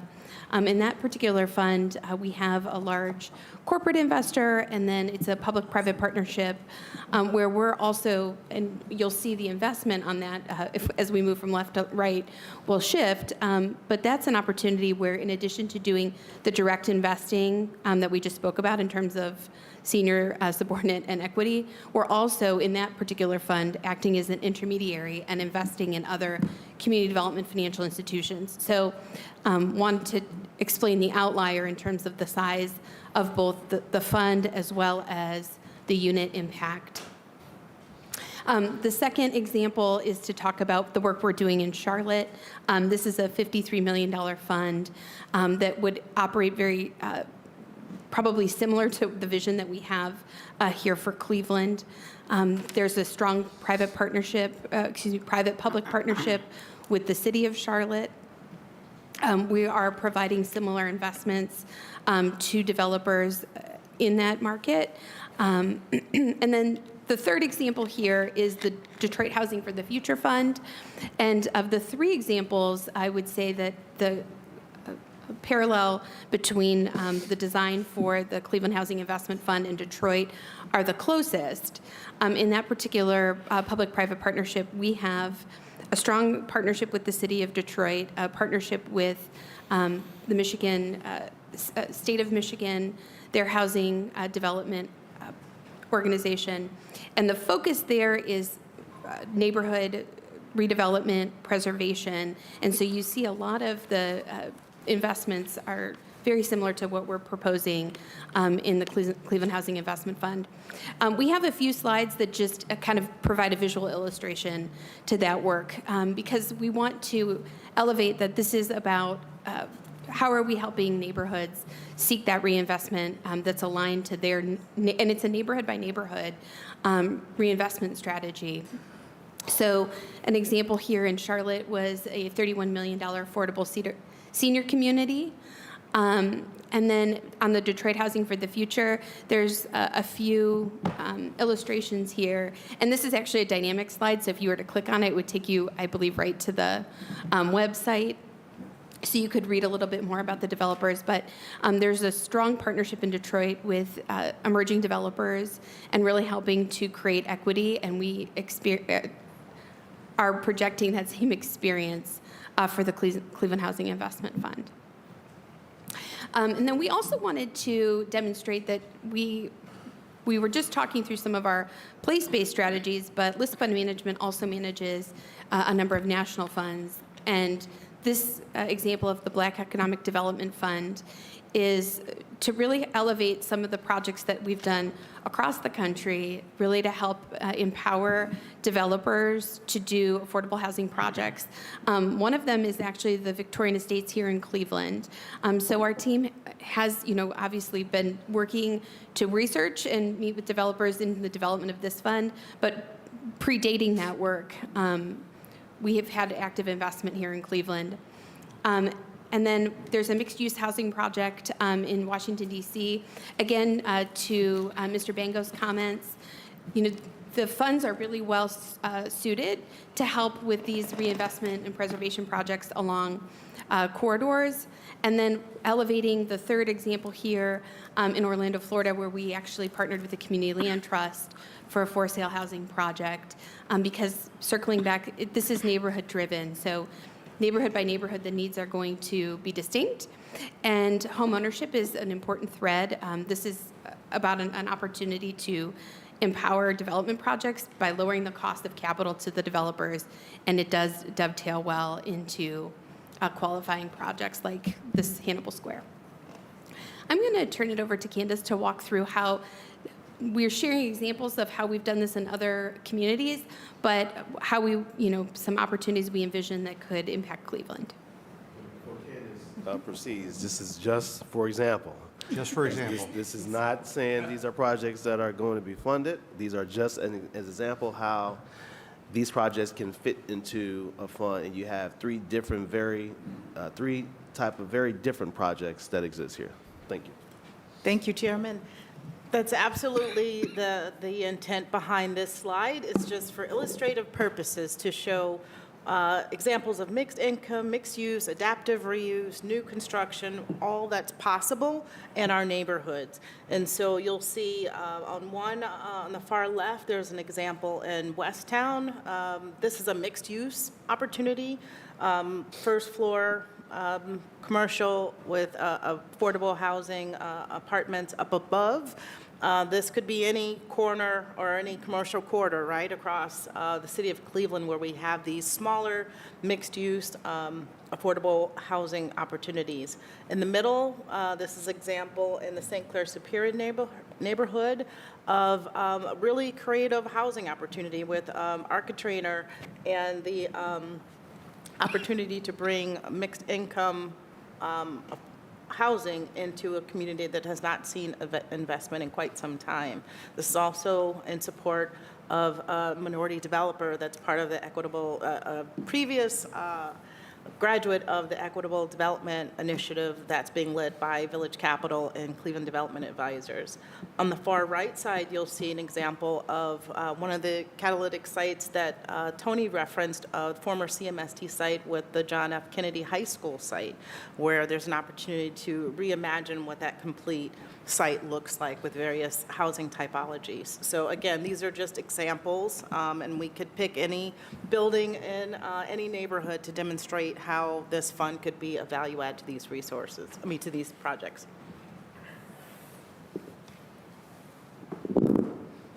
Okay, we wanted to spend a bit of time on this aspect around homeownership. Again, just kind of going back to the chief's comments around this being a tool in the toolkit to preserve and create affordable housing and homeownership opportunities, and what this fund has the ability to do in light of external forces. And so perhaps I'll ask Caitlin to talk a bit about the objectives, and then we can spend some time on the considerations. Yeah, thank you. So to the chair, it's really important that all of our funds have a well-defined community impacts and benefits going into that. And that's one, we want to have transparency with our private sector investment partners, but also to create real clarity to the development partners that we want to work with as borrowers, right? So as part of that outline and that illustration, one of the important aspects is home ownership. And so we want to elevate here that the fund would seek to target a minimum of 100 units of for sale housing. Just to kind of walk through the math around how do we get to 100 units and what that impact would look like to the fund is, generally speaking, and based on our experience, so Bless you. overall, for our fund history, when we lend to for sale housing, on average, it's been about $165,000 per unit. It's been between $125,000 and $165,000 per unit. So for what we're modeling here and estimating for the city of Cleveland is that similarly, we would expect to make loans and investments for sale at somewhere between $100,000 and $150,000 per unit. Which works out, if you take that number times 100, you get to about $10 million of total investment, or 10% of the fund. So it balances impact and risk. Some considerations that we are highlighting here for the discussion is that in order to achieve that for sale housing development, there are considerations that are above and beyond the scope of the fund, because we are lending to the developer, requiring that there needs to be takeout capital available for the home buyer, so in the form of mortgages. And so with that, we will want to make sure on a parallel path that we're aligning those takeout capital partners. And then secondly, there's an important issue to raise around just the value gap. So one of the things that we will need to be mindful of as we're thinking about development projects is how are we going to target the potential low appraised values, which are really being driven by the high cost of renovation and construction for any acquisition and rehab, or for any ground up construction. And then the third consideration is that in order for these projects to be successful, they typically require pretty heavy subsidy, whether that's in the form of down payment assistance or just construction subsidy for the gap. And so we recognize that those are limited sources. And so we will want to make sure that we are considering all three of these elements as we work to at least achieve the 100 units of for sale housing. Yeah, sorry. If I may, I just wanted to add a couple more points, that this fund will not operate in a vacuum, right? I mean, this is very important to elevate that as this work is happening, the local office, our national team members, as well as the partnership that we look forward to having with both the administration and council and our partners in the CDC community, developers, that we are having this constant communication loop, right? That we're ensuring that as we're raising dollars for the fund, as the fund is investing in projects, we're having ongoing conversations with our bank partners, with philanthropy, with other resources to make sure that we are leveraging other resources as this fund is doing what it does. So I didn't want to lose that thread because those conversations are even happening real time now as we're discussing it. What are those opportunities to bring additional leverage, additional resources for the home buyer and for the developers? So thank you. Thank you. And to the chair, it's not on the slide, but so back to the community benefit and impact. So there are elements that are also required as part of the agreement with the borrower, the developer, and affordability is one of them. And I just wanted to elevate that. How that gets captured is through deed restriction. So I just wanted to elevate that there's impacts that we're looking to achieve, and then there's requirements, and affordability is a requirement. The other important discussion that we wanted to highlight here in terms of impact is geographic diversity. So it's really important to the success and the health of a fund for us to make investments that are throughout the entire city. And that's both because we are looking to achieve those, important impacts, but then also we want to make sure that we're, sharing the financial benefit and risk to the fund. So what you see demonstrated here is an example of how this is manifested in other existing funds. And so the map on this slide is a most current investment map of the Detroit Housing for the Future Fund. And this is a view of the entire city of Detroit, and you can see that there's disbursement of these loans and investments throughout the city of Detroit. One of the things we've been talking a lot with staff about is kind of what does the process look like. I'm going to kind of run through that quickly. This is open to any development projects that want to apply. They can get referred from any number of sources directly from council. We'll market. We'll have a webinar. If you go to the Detroit Housing for the Future Fund website, which I encourage you to take a look, there's all sorts of information about how to apply, information about the fund. Applications will be rolling. We do have a scorecard that we'll kind of go through some highlights, but it is aligned with the community benefit scorecard that we've been developing for some time. And I'll talk about the process in a little more detail in a minute, but I think it's important to note, that kind of front end, is this a good project? Is this a project that generally, from a city perspective, we want invested in? We will have involvement in. But after that, it will be solely credit decision made by the LISC fund. We will not have final say-so over that. And so Mr. Chairman. We've got a number of steps here that LISC has kind of detailed out around screening, and I just want to, if there's any key points on this slide, LISC team that we want to highlight, we have a question from Councilman. Yeah. Before we go on, Chief, Councilman, is there you need a clarification? Yes, Mr. Chairman. Just on the point here, because I just want to know, I see that on the last slide, Detroit Housing for the Future Fund, geographic diversity, and I see a number of projects that you have here on the map for Detroit. And so my question is, we've experienced in the city of Cleveland over the space of time, different administrations driving development to the neighborhoods they want to see development happen.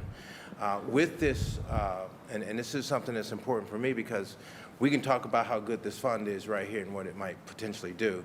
The question is, are we going to drive the fund where we need it the most in poor neighborhoods, and especially on the east side where we don't have any development? And you may have heard me talk earlier when we had the presentation here. We've been seeing an enormous amount of investment continuing to be invested, and on the west side, not having that investment. On the east side, you can see a huge difference. And so I'm just concerned, Mr. Chairman, that as we get this fund up and working, we Councilman? definitely want to be able to have a fund that supports all of the city of Cleveland, especially on the east side of the city of Cleveland. So, Councilman, that is a longer than the clarification point. I'll put you on the list as they finish But I the just want to put that presentation. out there. Gotcha. As they finish the presentation, we'll take questions after the presentation, and please make sure you jot that down, and Well, I'm sure it's that there. the team will jump right into it. Thank you. Please continue. Thanks. Through the chair, just again, a lot of detailed process we've been working through the council staff. Anything we want to highlight on this? Thank you. Sorry. To the chair, definitely. You'll see there are many stages of where the project enters into the process, all the way through how our fund will manage and monitor this going forward. I think the salient point to elevate here is that at the point of a developer submitting an interest on a project screening form, sharing their inquiry, we will use that impact scoring matrix that Chief referenced, where we will score the project and present it to the project review committee, whereby members of council and the administration will have a presence, and we will present that project for review. If there are material issues or concerns with the development and or the developer, that would be the point in time where we would want and need that information to make that decision of go or no go for that investment opportunity. We will not advance to that credit underwriting review process without being first heard and introduced at that review committee. So I wanted to make that distinction that certainly there will be the credit process that is will be internal to LISC Fund Management as part of our due diligence, but on the front end, it won't make it to that point without the input and being heard before that body first. Thanks. Go to the next slide here. So there is a detailed scorecard that the team has been working on with extensive input from council staff and from Chairman Hairston. This is just a summary slide. This is similar to what we presented over the summer. There are a number of factors around the developer in terms of scoring developers who are located in the city, minority developers, community nonprofit developers, et cetera. There are a number of neighborhood impacts. Again, the target is middle and opportunity neighborhoods, and projects in market neighborhoods are not the target of this fund. They will only be able to be funded with explicit approval of the city and city council representatives. We have extra points if the neighbor has not gotten a prior investment from this fund for transit-oriented development, support from the ward council person, variety of different neighborhood impact metrics, and then specific development factors that go into the types of things we want to see, family-friendly housing, opportunities for home ownership and wealth building, utilizing city land bank, senior housing. So these are all different pieces that we'll evaluate in determining how well this aligns with the city's priorities and goals. Yes, and obviously sign off by the ward council person. We will, in addition, have monthly standing meetings with the LISC team to review deal flow and project scoring, to go over and look at those maps of where the distribution of projects has been to problem solve. A lot of times we get applications in for a great project and a great idea, but the developer needs a lot of help, needs some capacity building. We'll talk about that and kind of triage where we can help those developers. We'll be getting quarterly reports, which we will pass on to the council body on approved and denied process, the impact, and we'll talk about these impact metrics now. I'm just going to keep running through this if that's good, gang. So this is kind of what we're going to be measuring in terms of what we're trying to create here. So middle and mixed income housing units, the tenants that are at or below 80% AMI that are paced to housing, how many households do we have that are transitioning to home ownership, how are we leveraging other housing affordability initiatives, that minority contractor category, the target again of 30%, and looking at that map of neighborhood level investment, how much are we leveraging, how many units are creating across the city. So these are the metrics we'll be measuring. We do have a community benefits agreement, and I'm going to turn it over to Director Hernandez to talk about what's there. So what you should be able to see is that really, whether we're talking about the scorecard, those impact metrics, whether things are written into the legislation or through the community benefits agreement, you should see things coalescing around the same exact items. That is This is going to be a guarantee for 100 for-sale homes. That is critically important for some of the conversations that that this body had earlier today, and we know is critically important. While homeownership is not the goal of this, of this entire fund, it is a critical piece of it, and that will be in the community benefits agreement. 51% of the fund must provide affordable housing to families at or below the 80% AMI. So again, this is geared towards affordable and workforce housing at that 80% AMI level. 80% of the fund must occur in opportunity and middle markets. Again, the goal of this is to spark the market in those opportunity and middle neighborhood markets where there has not been enough development happening. That's right. 20% vacant rehab and reuse. That goes along with some of the items that Chief mentioned earlier that were called out specifically in our 10-year equitable housing plan.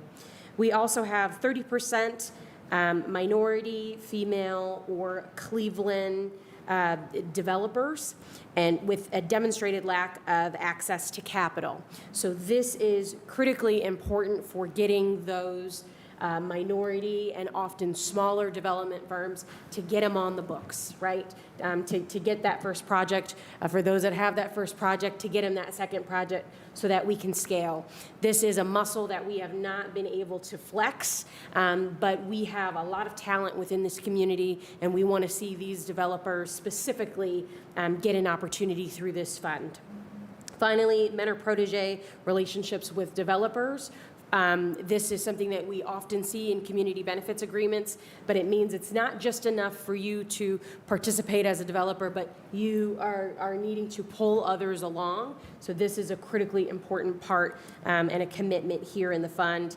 And then 30% for those emerging developers that we just spoke about. So again, what I hope that you are taking away here is that all of these things, whether it's in the legislation, the community benefits agreement, whether it's in our agreement and contract with LISC, that there is a high level of accountability so that we are getting those and exceeding those impact metrics. Thanks, Director. I want to turn it over to Chanel for a moment. If you just want to talk about Key's commitment and why you've invested, and then I'm going to have John weigh in, and then we'll wrap up. Yeah. Good morning to the chair. It's still morning. Good morning to the chairman, to members of council. I don't have any prepared remarks today, but I am thinking back to in early May of 2023 when I had a chance to visit Detroit and visit the work that LISC has done in Detroit, and where KeyBank put a $10 million investment into that fund. And when I was able to visit that project, it wasn't just one project, it wasn't just two projects, it was 3 projects on one street that have been vacant for 20 to 30 years, and they are working to create hundreds of units on one block. And I think about that in the context of every time I'm in my community of Glenville, or I'm riding through any ward in this community where I see vacant buildings, right? Where there's retail opportunities on the first floor and there's housing opportunities on the second, third, or fourth floor. And it made me think, what can we do at KeyBank? Recognizing we are the #2 affordable housing lender in the country. And this is our hometown, and it's an opportunity, and it was an opportunity for us to step up in a major way to make an investment in the fund, especially on the tail end of visiting the east side of Cleveland with Council President and also Councilman Jones, Councilwoman Gray, and Councilman Bishop. And so all those things sort of coalesced, and we have this one-time opportunity with ARPA dollars to make a catalytic investment in our community that's not just going to be for today, but for generations to come. I want kids in the Cleveland community to grow up much like I did. I never had to worry about a roof over my head. I never had to worry about if the utility bills would be turned off because my mom had that union job at General Motors. I was always in a safe space that gave me the room and the opportunity to learn and to be in community. And that's the future that I know you all want for Clevelanders. And so For us at Key Bank, this was an opportunity to step up. We recognize that we have had work to do, and I think we have been very intentional about that work, especially around mortgage and home lending. But this is also us flexing a part of the bank that we do really well, and that's affordable housing and investing in funds. And so we hope that we can gain your support and your trust in partnership with LISC and the administration to really drive this fund forward. So thank you for this opportunity. Thanks, Chanel. You apparently didn't need prepared remarks. Director Analiefo? And I have a prepared. Make it close. I was going to say that I have prepared the remarks. Chairman Hairston and members of the committee, I thank you for the opportunity to speak today in support of the Cleveland Housing Investment Fund, a truly catalytic initiative that will have a profound impact on our city's housing landscape. To reintroduce myself, my name is John Orapuano-Liefo, and I have the honor to serve as the Executive Director of Amicus Foundation, a mission-driven community development corporation for 22 years. We have spent decades working to create, preserve, and protect affordable housing in Cleveland's most vulnerable neighborhoods. Sister Henrietta Goris, a Roman Catholic nun who came to Huff after the Huff riots, founded us in 1969 to provide food, clothing, and affordable housing for those that needed help. We continue that mission today. We have seen firsthand the struggle that families face, rising rents, limited availability, and the growing gap between income and housing costs. But today, I come before you with a renewed sense of hope. The Cleveland Housing Investment Fund presents us with a powerful tool to address these challenges head-on. As you know, Cleveland is experiencing an affordable housing crisis. Thousands of families are rent-burdened, spending more than 30% of their income just to keep a roof over their heads. Too many of our residents are being priced out of their neighborhoods, forced to make impossible choices between housing, food, and health care. This is why the Cleveland Housing Investment Fund is so crucial. It will help bring and preserve much-needed affordable and workforce housing units across the city. This $80 million investment isn't just about dollars. It is about impact. What makes this fund truly catalytic is its potential to multiply nearly 6 times by attracting private investment. Through this public-private partnership, the initial investment of $80 million will grow to almost $100 million, to which $20 million, you've already been told, is already committed, allowing us to not only preserve existing affordable units, but also create new ones. This is the type of bold, forward-thinking action Cleveland needs to meet the housing needs of today and tomorrow. Just imagine the transformative power of this fund, $100 million dedicated to affordable housing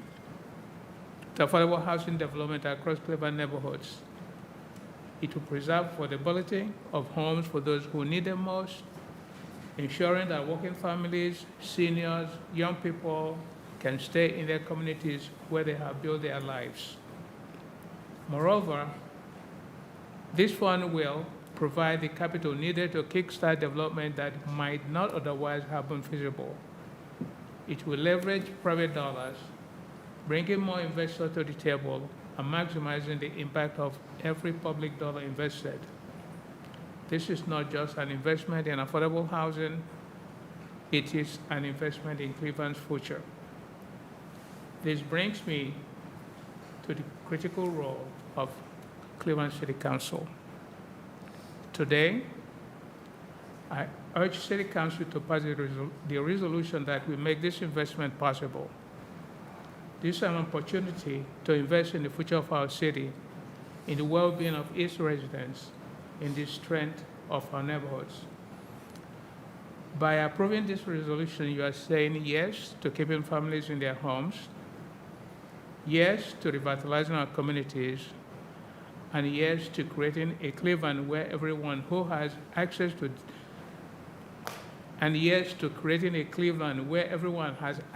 to decent, safe, sanitary, affordable housing. At Famicos Foundation, we stand ready to partner with the city, developers, and private investors to ensure the success of this fund. We are committed to making Cleveland a place where affordable and workforce housing is not just a goal, but also a reality for all residents. On behalf of Famicos Board of Directors, staff, and residents we serve across the region, I ask City Council to pass this resolution and take the decisive step toward a stronger, more inclusive Cleveland. Together, we can create the affordable housing that our families need and deserve, and build a brighter future for every resident of this city.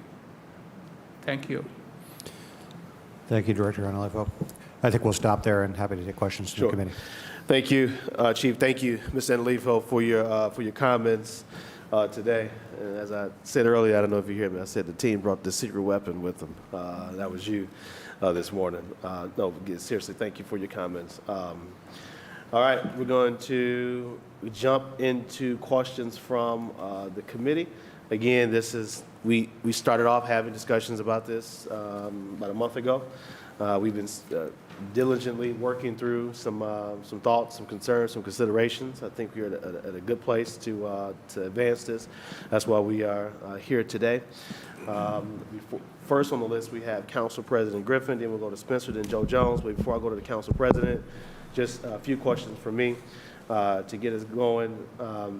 Can you go back to the list team and just for the folks who are listening, those folks who are just now tuning in, can you provide the overall timeline of the fund, the initial investment, fundraising, and deployment? Because I think that is unclear to some because we hear 4 years, we hear 5 years, we hear winter 2024.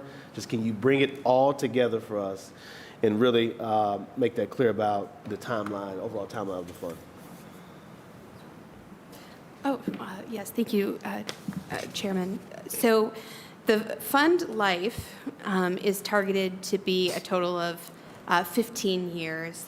And then there's an option for additional, we could exercise renewal periods. But for the purpose of this discussion, I want to make note that it's a 15-year life cycle. The first 5 years of that 15-year period is when the fund is actually deploying the capital. It's what we call the investment period. Within that 5-year window, the first 18 months is the target for the fundraise period. So the investment of grant dollars from the city, coupled with the $20 million commitment from Key Bank, is the initial investment, anchor investment, that's needed to really materialize or kickstart the beginning of the investment period. Once that 5-year window of investments of deployment is complete, there's an additional 10-year repayment period. So during that time, those investments that we've made through loans and investments in projects will begin to repay. If I may also add, Chairman, that during that investment period, projects will be able to be supported with the resources that we have. So when we speak about the launch in winter of '24, we will actively be looking at and underwriting deals within the pipeline. So as the funds are available, they will be deployed immediately. Got it. And I was just going to ask that question. Are projects waiting until after the 18 months or no? Would you just answer the question no? That you will be able to review and underwrite deals along the way as you continue to fundraise to reach the $100 million goal? That's correct. Got it.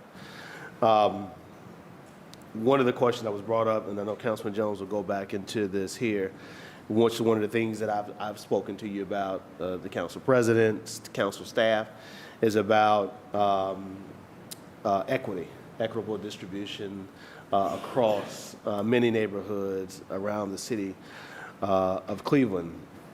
And can you highlight some of the metrics, I guess, that can speak to, you know, how you intend to, how do you propose us not having that issue of all of the money being centered in one neighborhood, all of the investment going to one applicant, right, who is really only focused on developing in one neighborhood because that's just the neighborhood that they know, right? The clumping of projects is what the term we've been using over these last few weeks.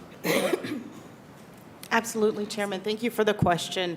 And certainly we'll speak from a fund perspective because there are limits that are a requirement of the fund, but then also fundamentally, we want to make sure that we are in alignment with the city and city council's priorities about equitable distribution. So as we're evaluating projects real time on a monthly basis, we will be tracking at the finest point, census tract level, where the projects are, and then we'll be able to see real time where the concentration of interest, opportunity is, where we may need to do more outreach. A big part of this is making sure that we're out in community, spending time with council representation, as well as other community partners to make sure that folks are aware of this fund. They may not be aware that this resource is available. I think it's also important to leverage other investments that are happening. There could be projects that may be isolated, that could be really be, you know, that spark that a developer may not see as an opportunity to leverage affordable housing in relation to another non-housing investment that may be happening. So part of that is really built around outreach. And then I'll ask Caitlin to speak to the importance of geographic distribution from a fund perspective. Yeah, no, thank you, Chairman. It's such an important topic. So as a fund manager, we have underwriting policies and standards that do actually create risk management to the fund. And one of the important risk management pieces is that the maximum deal size. So at the project level, there's the project level and there's fund level measurements.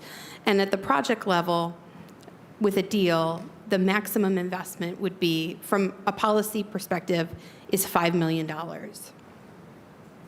The average investment that we've targeted just based on our forecast is right around the $3.5 million mark. So one way to help ensure geographic distribution and lack of concentration to any one project is that we have that threshold.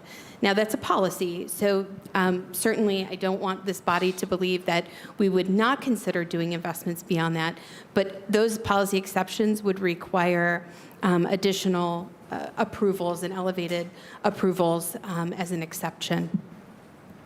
At the fund level, there's also a concentration risk where we wouldn't want any one applicant to have an overconcentration of the fund, of the investments. And so the policy there is a 15% of the fund cap for any one sponsor or developer, applicant, however you want to phrase it. So the idea is that we're going to be creating equity just by nature of how the fund is working with applicants as well.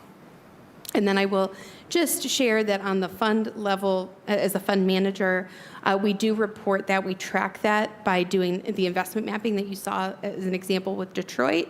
And that information will be shared back with the project review. We keep changing the name. It's the project review committee, yes, oh my God. At one point, we were calling it a partnership committee. But that information will be shared back on a monthly basis with our city partner, city council partner as well. If I may, I may also wanted to add, as part of the scorecard matrix, we are tracking where projects have not seen an investment from the fund. So real time, we'll be able to see, as we're doing the scoring matrix, those that have not seen an investment will be scored higher, again, to incent the opportunity for investment to happen. So again, across all fronts, with outreach, with the tracking, with the scoring matrix, we want to make sure that we are being very sensitive to that geographic distribution. Gotcha. Thank you. Want to add something? To the chair, I just want to put a finer point on this. You know, there are 3 ways that we're going to mitigate this, right? One, about being intentional about outreach to developers and community development partners. Secondly is the policy of the fund, right? As a financial institution, we can't or we don't want to concentrate all our dollars with one developer or one particular part of the neighborhood. The third thing I would say is also the programmatic part, right? And so the project selection, the scorecard, council being a part of the conversation in the beginning phase of this.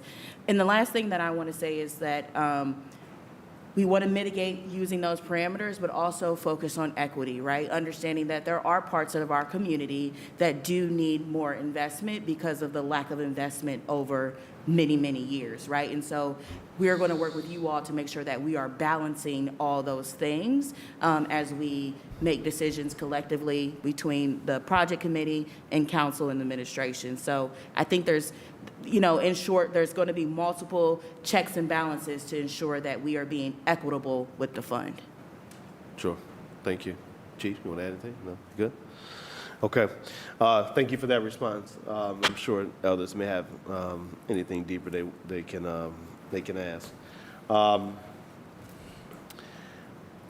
Going back to the homeownership slide there. Maybe click back to it.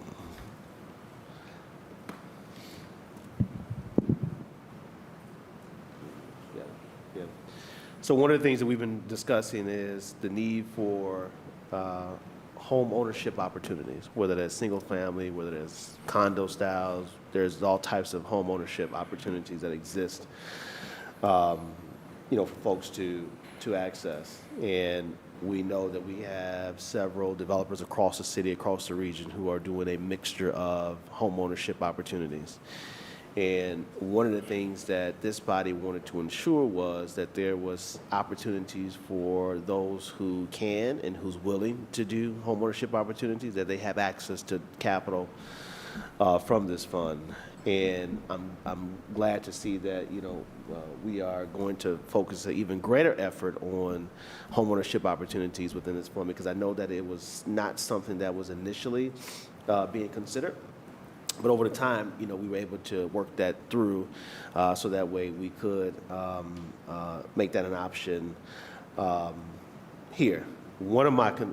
Part of that is there's a difference between providing capital for the builder to build a home, but then there still leaves an issue, as we see on the slide, as the considerations as you have it labeled, as it relates to being able to, one, access the mortgage deal, whether there's a LTV issue that's there, and other issues that has been noted on the slide here. And as the fund is being repaid, right, we need to consider, I would recommend that we consider maybe utilizing some of those proceeds to help pay down the debt of the buyer who has maybe purchased a home as an incentive on the back end versus on the front end, right? We can look at that different ways. And so I just wanted to hear from Lisk and kind of pick your thoughts on, I know you have it here on the considerations, and administration, you can feel free, Mr. Bango or Chief or Director can jump in. But, is there a way to utilize some of this $10 million to drive down the cost of the buyer and not so much of just providing a loan for the construction to the developer that is going to have to be paid back? Can we achieve two things at once out of this $10 million, at least $10 million in the fund to go towards home ownership opportunities? Thank you, Chairman.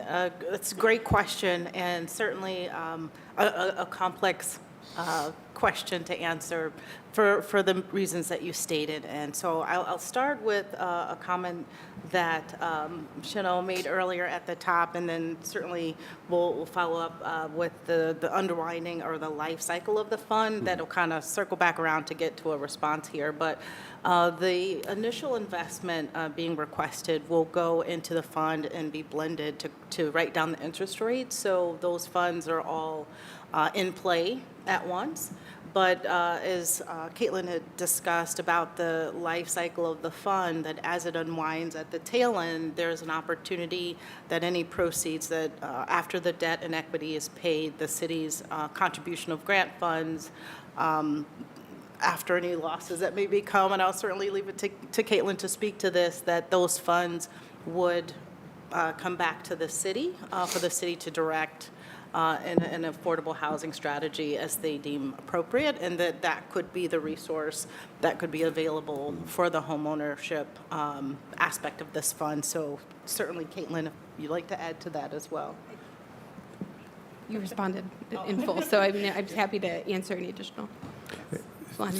Through the chair, to the chair, rather. I'll just add, as I outlined earlier, I think there's a variety of different strategies we need to pursue around homeownership. I think, if we get an opportunity through this fund, I hope we will, where we have a single-family builder or a townhouse builder that's going to make a serious investment in the east side and is going to receive a loan or equity from this fund. I would expect that as an administration, we will look at other ways to make sure that that is successful, and whether that is helping to ensure that we've got banking partners lined up to provide mortgages in for ultimate homeowners, whether we're leveraging their dollars or our dollars around down payment assistance, whether we're finding other ways for the city to participate in writing down some of the costs of that, whether we're working with the appraiser, whatever it is. I would expect that when we get these projects, we're going to do all we can to try to make that happen. I think that the upside of what Lisk has shared, which is no different than what we've talked about, is we expect there'll be some money back at the end of this. The downside of that is in 15 years. And so I think we obviously can't wait that long to turn around. I think that goes to the broader strategy of what we need to do to really start incenting and making feasible large-scale home construction, particularly in the east side of Cleveland. Yeah. Okay. Well, Councilman Harsh, he wants a point on that. I just want to get a quick clarification, and I think we just haven't really said this out loud, so maybe we need to say it out loud or deny it out loud. Are the loans that Lisk will be making to some of these developments forgivable through the chair? Through the chair, no. So we're only lending lower interest rate money. Through the chair, on loan, yes. On equity investment, presumably, that equity investment will be at risk, just like any equity investment in a real estate deal is at risk, and that'll be a portion of the overall fund investment. So, for example, if we had a developer that wanted to do no home construction in Old Brooklyn and needed $1 million of capital, and was bringing some amount of their own capital to the table, the fund might provide an equity investment and a debt investment in for that developer. And obviously, if that project went sideways, the equity would be at risk, just like any real estate equity is. Did I misstate anything, List team? I need a point, Mr. Chairman, on the same thing. Okay, I got points flying from everywhere. All right, points are brief. Councilman Jones and Councilwoman Spencer. Thank you, Mr. Chairman. It seems like, what I'm hearing from the presentation is that you have your set parameters for what you're trying to do here with this particular opportunity, but it doesn't seem like you have in this the concept of developing or lending money to home development, it sounds like to me, in terms of individual housing or smaller contractors that would be looking to develop housing in the neighborhood. Is that sounds correct to me? If it's not, explain, because the issue is, what I'm trying to understand down here at this end of the table is having balance. And right now, when I sit here at this table, I see I don't see that balance in terms of having affordable housing in the city of Cleveland, one, which you're talking about looking to do, and two, I don't see, of the many deals that we've passed, a majority of that has been in rental properties and rental housing. And I don't see the thrust of this city moving in a direction to develop homes where people can actually own their own home and live in their own home and have a buy-in to this city. So if you, and I think the chairman was trying to kind of like fill out, and I need you to elaborate, will this fund be able to help? And he talked about buying down maybe some of that for new homeowners trying to get into buying their first homes. So I didn't hear clarity from you on that side. And so that's where I wanted to kind of figure out where was that? Would you be able to do that with that fund, or is this too complicated to do that? So to the fund and administration, can you give a direct answer to that? Sure. Because that's a little more than a point. That's going into other line. I'm sorry, Mr. Chairman, I'm so full. No problem. So please forgive You're me. good. Well, you on the list. We got you. So you can answer directly to that point, and then we'll come back and answer the rest of Councilman Jones' question once he's come up on the list. Thank you. Through the chair. Hi, thank you so much for your question. We will be providing loans for home builders, or for those that are building homes. That's what this home ownership target is exactly focusing on. So for those who are acquiring plots of land that can do ground up, or for preservation where there's dilapidated homes and they want to rebuild them, this fund target includes those units for home ownership, in addition to the range, as has been mentioned, for potentially condos or other types of home ownership opportunities. We wanted to ensure that the fund has a specific metric around achieving that.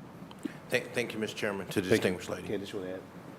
Thank you, Chairman. If I may, through the chair, just to add to that,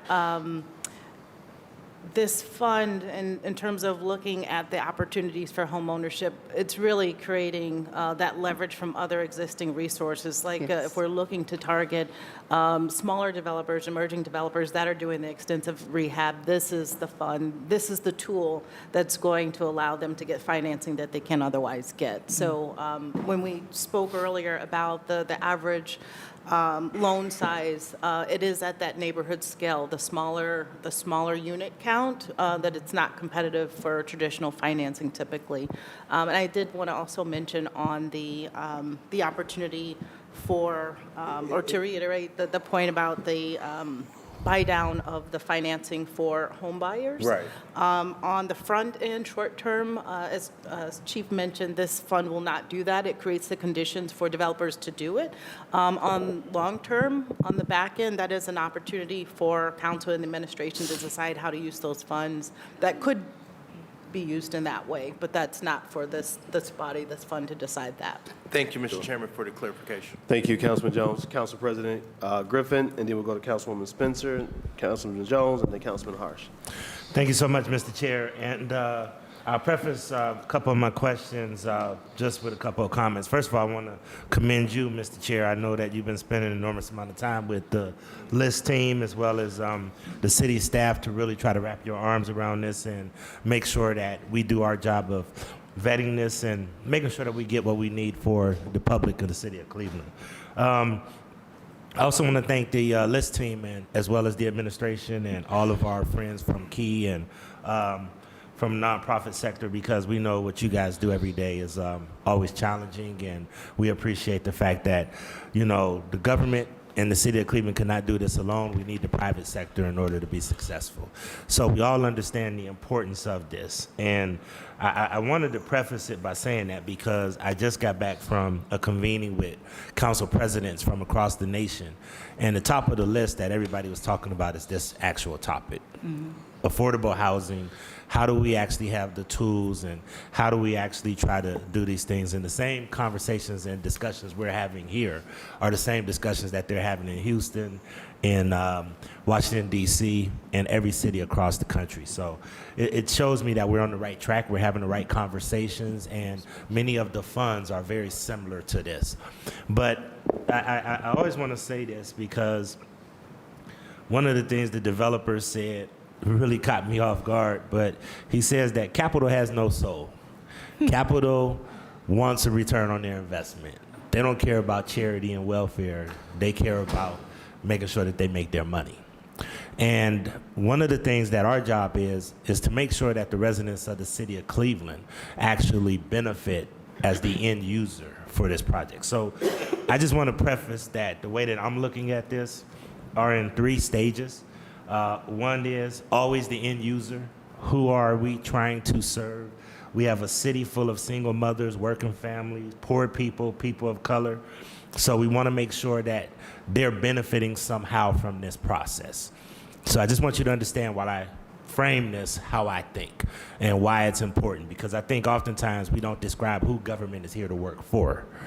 And I want to make sure I outline that I want to make sure that those poor people, people that live on the margins of society, and people in our communities, like Ms. Smith-Wiggum said, that they're served and that they benefit from this process. So I want to, when I think through this, and you guys can explain this to me, I almost want you to kind of give me a scenario of how does a single mother benefit from this and walk it backwards, just to tell you how I think. Number 2, I think the developer. I love the fact that we're trying to grow developers that don't have a lot of capital. One of the things this council did is we invested heavily in female developers through ARPA dollars, which is why you have several projects for a group of people who oftentimes don't get the opportunity to develop in our city. So we've actually tried to accomplish that, and I see that you're trying to have 30% MBE, FB, CSB that have a lack of access to capital. I think that's huge, and I think we need to make sure that we capture that. And I hope that we have metrics that are going to capture who are the end users, who benefited from this, what was, did we help elevate people through this process? And then number 2, the developer, and are we growing developers? Because I will tell you, and I was joking with Ms. Smith-Wiggum a couple of weeks ago, when these developers heard about this fund, it was like lined up at the train station, basically saying, when can I sign up for this money? We want to do it. And unfortunately, it was in the same hot markets that we're trying not to go to. So the last thing is what everything at the table, everybody's saying.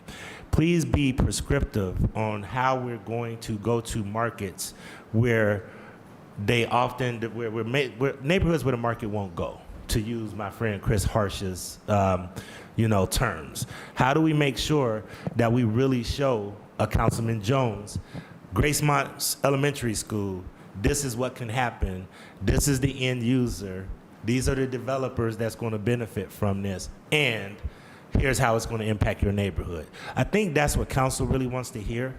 And I know I said a lot, but I want you to kind of understand how I think and how a lot of the council members think. So, and I'll close with this and anything anybody wants to say, because I think the chairman's done a great job, and I've actually enlisted all of the smart people in this panel to really kind of help develop and shape this on this table. But the reason home ownership is so important, and I just want to tell you the Blaine Griffin story because it's very similar to a lot of people in this city. I moved 6 times by the time I was in the 8th grade. And I will tell you that most kids in this city move that much. And the reason that home ownership is, every time I talk to young kids, and even our presidential nominee, Vice President Harris, every time I talk to young people, they talk about what is missing, what makes them feel like they are involved, is wealth creation. And we know the easiest path to wealth creation is home ownership. So I'm happy that you guys looked at that, because I think we have an opportunity to look at some housing like Habitat and other type of things. I love the fact that you're looking at smaller scale units like the 4-bedroom or the 4-suiter apartment that you showed, which happens to be in Ward 6 on South Moreland. I don't know if that was loaded or not. But those are the kind of projects that I think can stabilize to make sure that we have the end user, who are some of these poor people, working families, single parent mothers that can live in stable housing that's lead safe, that we can make sure live and help stabilize communities while we help them grow and create wealth. And then it helps neighborhoods, because it helps neighborhoods aesthetically, but it also helps stabilize neighborhoods and really creates an environment that's stabilization. And then growing developers, women and minorities, Hispanics, others that want an opportunity to develop but often get blocked out. So those are some of the things I'm looking for. I actually seen some of the answers in this presentation, but if anybody wants to elaborate on any portions of those, I just want to let you know why we are very deliberate with this and how we want this work. I'm gonna get to Ms. Wiggum through the chair or the vice chair in a second. Chair. But I do want to say, you know, I want to say that Chief Epstein has spent a lot of time with me the last couple of weeks helping convince me that we need multiple types of housing. And I appreciate that. I just want to make sure that those three things that we capture, how the end user is going to be, how it's going to look and be tracked, you know, the person that actually is going to live there, how are we growing and helping developers, and how is it going to have a aesthetic, geographical, social, and economic impact on the areas that we're doing, and how are we going to track that? So while we're planting seeds under to grow trees under whose shade we never sit, in 2030, when we all look at this, how will we be able to look at the metrics and say we were a success with those three areas that I just outlined? That's what I would really like to understand. And I'll defer, I think, who's the vice chair? I've been deputized, Mr. Chairman. So I'll follow through the chair. Thank you. Thank you, Mr. President. Ms. Smith, do you want to respond to that? Yeah, through the vice chair, interim vice chair, I don't know. Sure. To the council president. I'm going to answer one part of your question, and I'm actually going to evoke my sister here, who many of you know. My sister is Mayor Smith of Lima, Ohio. I'm from Lima. A lot of Clevelanders don't know that, a small town. But what a lot of people don't know about my sister is that she's a single mom. My sister had her first daughter, my niece Sierra, at 18. She had my nephew 2 years later, and my other nephew 2 years later following that, so 3 kids. So as she's a single mom, she's actually going through college at University of Toledo. She's going through law school, and this whole time, she's living with us at our parents' house because she couldn't afford an apartment near the University of Toledo. So she couldn't afford a market rate apartment while she is raising her kids, going through law school, and trying to figure out her career path as a lawyer. And I think about this also in the context of the neighborhood and the community that I live in right now in Glenville, off of 105 in Ashbury, near Case Western Reserve University. And I know a lot of great things are happening in my neighborhood, a lot due to Mr. Alifo and the Famicos Foundation. But in my neighborhood, rents for college students or rents for families, some people are renting their homes at $1,500 a room. Yes. A room. Yes. Every week I get a call from an out-of-town investor to rent my house. But I think about people like my sister, who is now mayor, who want to attend Case Western Reserve University, who want to attend Cleveland State University, but can't find an apartment that's affordable, that they can live in, that is providing safe, stable housing for their children and for their family. But this fund is really meant for those smaller units, 4 units, 6 units, 12 units, that is going to provide capital at a lower rate to those developers to develop those apartments so we can have more affordable housing. And so I just wanted to give you a practical, real-world example that I've seen this firsthand in my life. I loved having my nieces and nephews living with me, but at 12 years old, I was not only a student, but also a full-time babysitter because my sister couldn't afford to go out and live out on her own. Thank God there was my parents and us there to help stabilize her, and now she's the mayor for the city of Lima. And so that's just a real-world example of how a fund like this can impact a person's life as they are moving through, and how we want them to stay in the city of Cleveland, right? We don't want someone to have to go to another university that has that is providing housing, or another community. We want them to be in Cleveland. We want them to be in Glenville. We want them to pursue nursing or whatever career they want to pursue. And so I just wanted to, you said the developer said capital has no soul. As someone who's now a banker, I got a lot of soul as the granddaughter of a Baptist deacon, and I just wanted to be able to answer that question for you directly, Council President. Thank you so much. If I could, Mr. McCormick, I think you have somebody else. Chief? Through the chair, hard to follow Chanel. I want to make 3 points. One, just to build on something Chanel said. I was listening, I mentioned to the Daily podcast this morning, which I encourage everybody to listen to, was on housing and the housing affordability crisis. They were telling the story of a family who, $66,000 income in Kalamazoo, rent in a two-family at $650 a month. All of a sudden, housing prices are rising through the roof in Kalamazoo. Out-of-state investor buys the house, triples the rent. They have to move out. All of a sudden, they're housing insecure. And to me, I think that is evidence, and it's one of the reasons why we focus this fund in particular on opportunity in middle neighborhoods.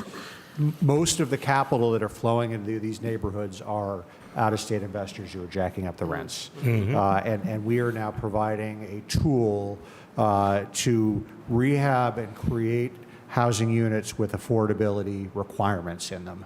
That family could have another option in the neighborhood rather than letting the market kind of run wild and jack up rents.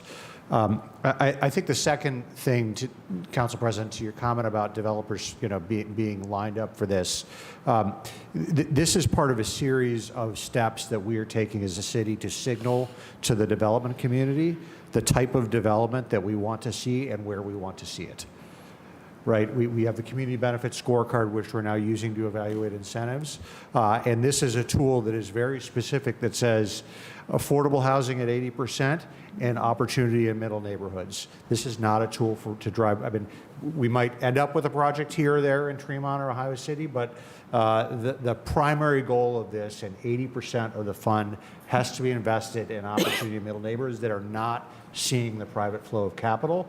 And I think it is no coincidence that this particular tool as well is going to have not just KeyBank, but other financial institutions, so they can say, wow, we can invest money in St. Clair Superior, we can invest money in Clark Fulton, and we can make money. So the next time a developer approaches for that deal, they're going to have the track record, the understanding, the experience of investing in that community. And the third comment I want to make is just around this, I think, tension between the dramatic need for more housing that I outlined earlier, and I think a sense of like the development community being without a soul, or just who's going to build all the thousands and thousands of units that we need? We need developers. Yeah. Right? And we need developers to be able to make money in the city, so they'll develop more. And I think that this fund is very intentional in the way that we're saying, okay, we need developers, but we also know that if we bring and raise up more developers that have are from the city, that are minority developers, they're going to have a different perspective on development, bring a different value, and we need to build that up so that we have a broader base and a more diverse base of developers in the city. So hopefully that answers some of your questions, Council President. I know Tiffany wanted to get into. Thank you so much, and through the chair to the President of the Council, thank you for your comments. I think that it really brings together the work that we're trying to accomplish here. This is hard work. I say hard work, but this is also heart work. Thinking about, at the end of the day, the lives that we impact is paramount to the entire team that comes to LIST to do this work. So I want to start off there that we very much appreciate you elevating the impact story, because that's how we lead, and that's how all of us have come here to ensure that we're doing this thoughtfully and that we're respecting the privileged position that we're in to deliver these types of solutions. I also want to elevate that this is new.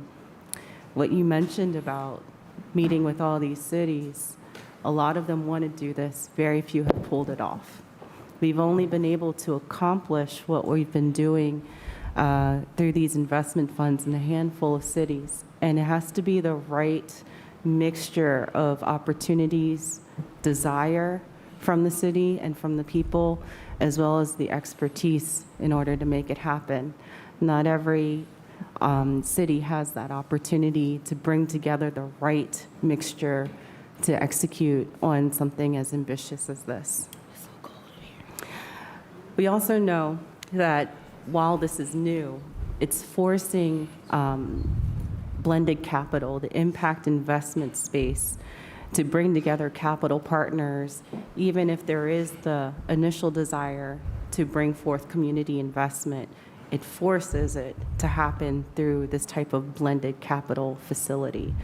So we provide the parameters and refine how impact will be delivered into these communities. So I really believe that this impact investing space, as we continue to work through and we continue to refine how we raise capital and deploy it, is an opportunity for us to demonstrate how to do it right. One of the things that I want to think about in terms of developer and how we bring developers on is that there's a lot of folks who can build wealth through being business owners. Development is a business. And if we can provide the right types of capital to these young developers who have seen other folks come into these communities, buy up properties, and they want to know how to do this, it's an opportunity for them to become business owners. It's an opportunity for them to come in and build wealth through that business. And it's also an opportunity for us to provide the expertise on how to do it right.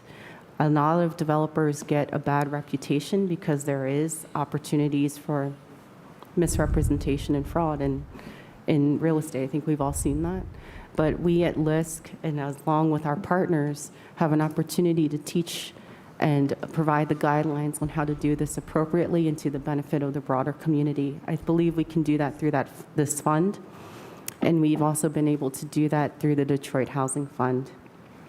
I'll defer my other comments. I wanted to give an example of how we've done this work in Detroit with preserving housing, and it really alludes to what Chief Epstein was saying, that many developers come in from out of state and see opportunity to take buildings and displace tenants. When we're able to preserve those units and keep those tenants in place, that's a win. To prevent the displacement, to prevent them from finding new apartments, because whatever rent they're paying, they will not be able to find it in a new home, especially if we need to upgrade their housing conditions. So that's the goal, is to improve quality housing, keep folks where they're at, if that's where they choose to be, while growing developers and growing community along the way. I'll defer my time. Mr. Chair, if I could, because for the sake of time, I want to make sure that I ask a couple more prescriptive questions, so then they can respond and I won't take up any more of your committee's time, if you don't mind, sir. And if they don't mind, okay? Just a couple more prescriptive things. Will you or have you did a market study to actually literally show the areas across the city of Cleveland that are prescriptive of what you're talking about? I'm going to do something that most council people don't do. I'm going to advocate for Councilman Joe Jones. I'm going to advocate for Gracemont and JFK. How are we looking at those underserved markets that oftentimes are not in TOD districts, that may not score because, unfortunately, they built middle-class housing for most of those working families driving to Lordstown and Ford? Not Lordstown, God bless my heart. Yeah, that's a long drive. Don't tell them where I get that from, Chanel. But, going to Ford and going to the automobile companies that bought middle-class neighborhoods, but they're not around TOD, so they may not score high. Union Miles, people we talk about developers, we got Councilman Bishop, who is a property manager and developer owner. How are we identifying these markets that are not hot markets because the property is cheaper, the land is cheaper, the rents are possibly cheaper, even though we're building at the same cost? How are we identifying that, and have you done a market study to show where those areas are? Can you share that with the council so that gives us a better idea of where you're trying to go? And then last but not least, the reason I mention that, I'm going to use Jasmine Santana's, Councilwoman Santana's. Sometimes people say affordable, and affordable is not affordable. $1,200 for an emerging single-parent mother is not affordable. $1,300, $1,400 is not affordable. How are we trying to make sure that we keep it affordable so that people could actually live there? Target some of those distressed areas like your Lee Harvard's, Union Miles, and some of those distressed areas, North Collinwood, areas where Hairston lives. How do we make sure we do that? And then I'll close, Mr. Chair, by saying I do want to correct something. I didn't say that developers don't have a soul. Yeah. Developers love Developers love the city too. Rich people love Cleveland too. I tell people that all the time.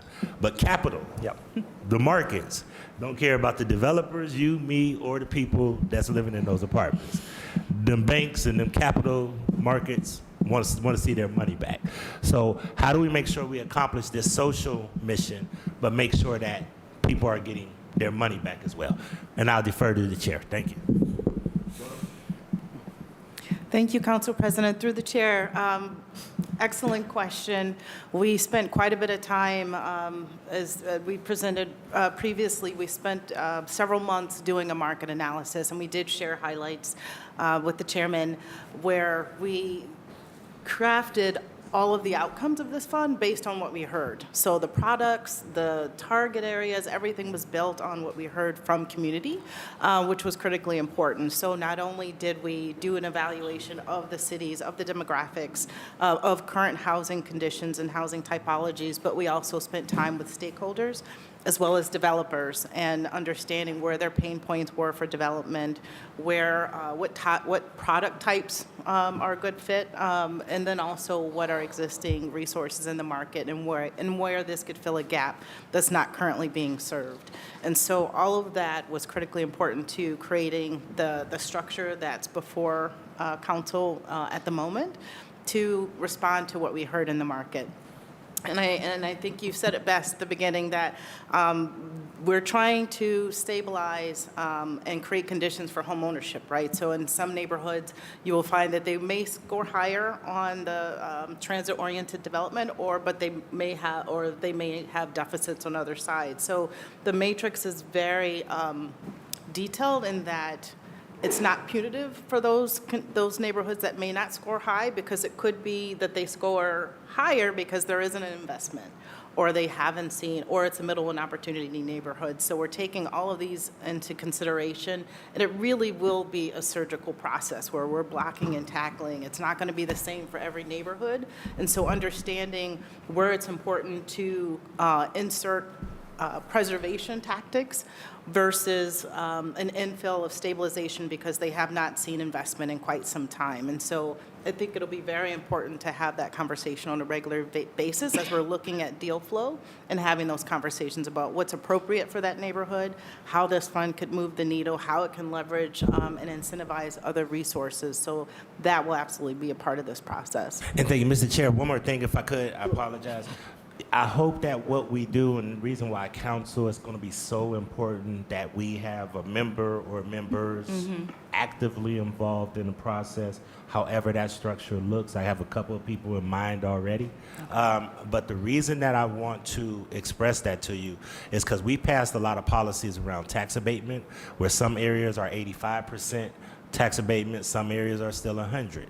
I hope that you're looking at aligning whatever policies you're having with what we did with the tax abatement policy. Absolutely. But in addition to that, one thing I did learn is that we also need to be very careful that there are some typologies that actually, for example, East Cleveland border by Woodworth is technically in the demographic that represents University Circle and Little Italy. Therefore, the 85% tax abatement is applied to that area. However, we know there's approximately 4 blocks within that subdivision or that tax area that actually is distressed.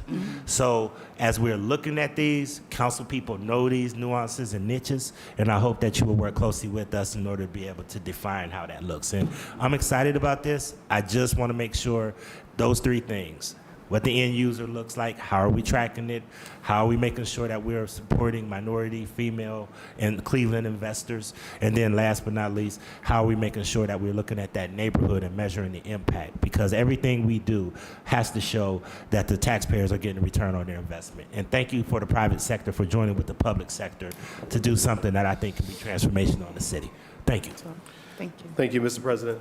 Did you want to, anything further or no? Oh, no, I will defer the time. Got Thank it. you. Again, thank you, Mr. President. And Council President is correct. And that's why during our many conversations and Zoom meetings, one of the things that we discussed was the middle and opportunity neighborhoods kind of being the baseline. But the committee can choose to look even deeper at the areas as it relates to typology. When you have, and I used that same example when my last conversation with you all, when you have like we border East Cleveland, but some of our areas that border East Cleveland is University Circle or Little Italy, right? But those backside streets on the other side of the cemetery, right, are not within close proximity at all to the areas that are considered, market neighborhoods. And so we need not to just focus solely on the color-coded or the designation of those areas, but, in places where we have to drill deeper in those areas, then we have the ability to drill deeper. We're not just, here's your color, here's your color there, but there's some place where we absolutely need to pull out a few streets or areas, because they truly don't belong with those other market conditions. So that can go both ways. All right, moving on. Councilwoman Spencer, then Joe Jones, and Councilman Harsh. Okay, thank you, Mr. Chair. This has been phenomenal discussion, and luckily, many of my questions have already been answered thanks to your questions, Council President's, the presentation.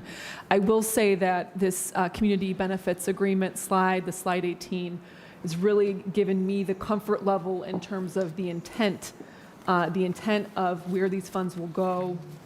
Guardrails is probably not exactly the right word, but I think this slide was incredibly important to my understanding of the intent and how these funds will be deployed and where. Other questions that were already answered similar to this had to do with the equitable distribution. How do we make sure that all neighborhoods are touched? We're not just touching one or two. And then the unwinding of the fund and the repayment period where those funds go. So really phenomenal discussion. So I have just a few questions, but I will say, as this whole thing has been talked about, I keep on picturing those 4 to 6 suite, those vacant and abandoned 4 to 6 suite buildings in my opportunity areas. Ward 15 has a strong market area, and then we have a totally underinvested area. Half of my ward is an opportunity area, the Cadell neighborhood in particular. And this is what is crying out for this unmet need. And so I'm grateful. So I was just curious to focus my questions on a few things. First, through the chair, the fundraising. So who's leading this? We've made, thanks to KeyBank, a $20 million head start, but how does the rest of the fundraising happen? Who's leading it? Who's driving it? Through the chair. Tiffany? Yeah, sure. And I'm trying to stay away, so since I have this cough. But thank you so much for that question. LISC Fund Management is the wholly owned subsidiary of LISC, and we're responsible as fund manager for fundraising. So we'll be working with private banks, as Caitlin has mentioned on the slide. We'll be looking at corporates potentially and leveraging other partners in here. We have a track record of raising nearly $1 billion in other cities and nationally, and we're happy to provide some of our relationships with nationals, regional banks, and smaller local banks as well, and corporates to support that. And through the chair, just one thing to add, I think one of the reasons we're excited about partnering with LISC is the opportunity to bring capital from outside Northeast Ohio into this fund. That was my follow-up question, that other relationships outside of Greater Cleveland that can be leveraged for fundraising. That's great news. I wanted to ask too about, through the chair, about the application process when it finally does commence. Who would be handling that actual application process, knowing that the applicants will be local? Through the chair. Thank you, through the chair. Great question, Councilman Spencer. Councilwoman Spencer, that will happen in a myriad of ways, right? So part of it will be the application will be available online, so they can certainly submit inquiries.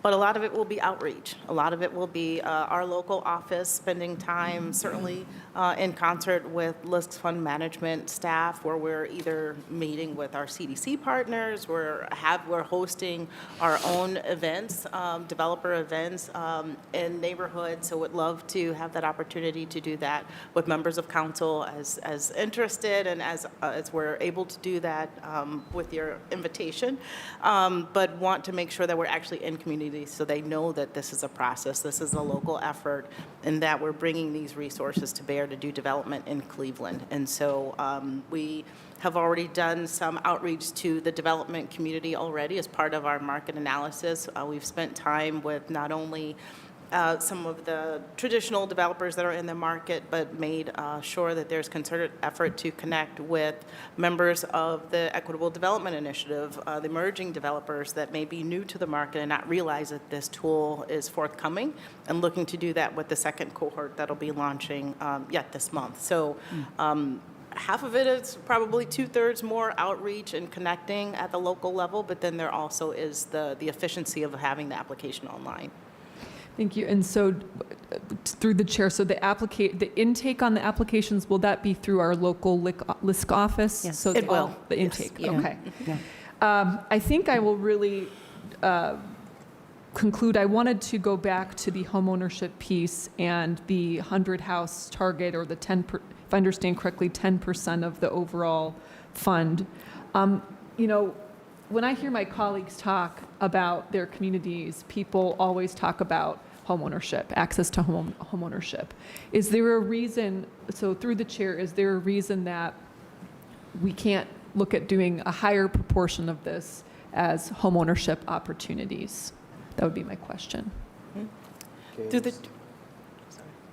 the chair, great question. I think part of it is some of the considerations that we've put on the previous slide, that this fund will create the conditions for development to happen, but what we can't control are the external factors that make it difficult for perhaps a homeowner to secure a mortgage, or the gaps in construction financing. So in parallel, real time, we're having conversations with other partners where we could try to solve for some of those conditions, but really looking at it broadly as it being a marathon through the course of this fund. How can we ensure that we are creating opportunities to mitigate some of those barriers to do more? I certainly think, and don't want to speak for my partners here from LISC Fund Management, that homeownership is very much a foundation to preservation of neighborhoods across all of the footprints where we have a fund, but understanding that there are market conditions that we'll have to solve for. So anything that you would add to that, or perhaps Tony? I know we've had this Yeah, thank you, conversation, too. Councilwoman, through the chair. So the other important part of this is that it's intended to be a spark to market. So we do want to set thresholds or impact thresholds that we know are going to be a signal to the market and will help attract more investment to the market naturally. So the reason that you see that investment is, we have the considerations. We want it to be successful, achievable, and also as an opportunity to help elevate to partners to be able to come in. So that's why you'll note that it's a minimum target. It could be above and beyond that.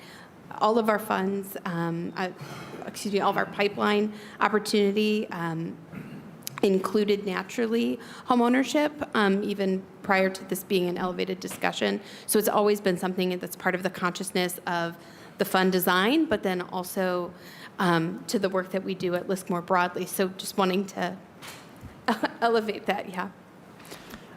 Through the chair. So I want to kind of touch on a couple things. We've talked about this directly or indirectly at the table, but there's a lot of issues that have been brought to the table that we're hoping that this fund will address. But one of the things I want to point out is that when you're thinking about developing a project, and Councilwoman, I know you know this, and I'm looking at Mr. Analifo at the other end of the table who's a developer, but when you have a project in mind, your ability to accomplish that project is relative to the tools available to you in the toolbox. And this is one additional tool that will open up opportunities to do projects that can't currently be accomplished. I think what's really important here, and again, we've danced around this at the table, but the success of this fund and our ability to meet these goals will be really contingent upon our partnership, the city and LISC and council, and the amount of intentionality we put into that partnership to try and meet these goals to find creative solutions. How can we combine as many of these tools together to get the kind of projects we want to see. Even going into this meeting, I was sitting with the LISC team and just talking about how we can use this in partnership with other ongoing initiatives, whether it's modular homes, or it's lease purchase programs, or it's frankly using city-owned strategic sites like Grace Mount as a possible opportunity of how this fund can further the development of all of those different types of projects and initiatives that we're working on. That to me is like really, really critical that we continue to look at this fund like that, and that in the event that this fund passes and we move forward with it, that we continue to work in partnership intentionally with these monthly meetings to meet, discuss, problem solve, and hold each other accountable through the process. Thank you. I will yield to my colleagues, Mr. Chair. Thank you. All right, thank you.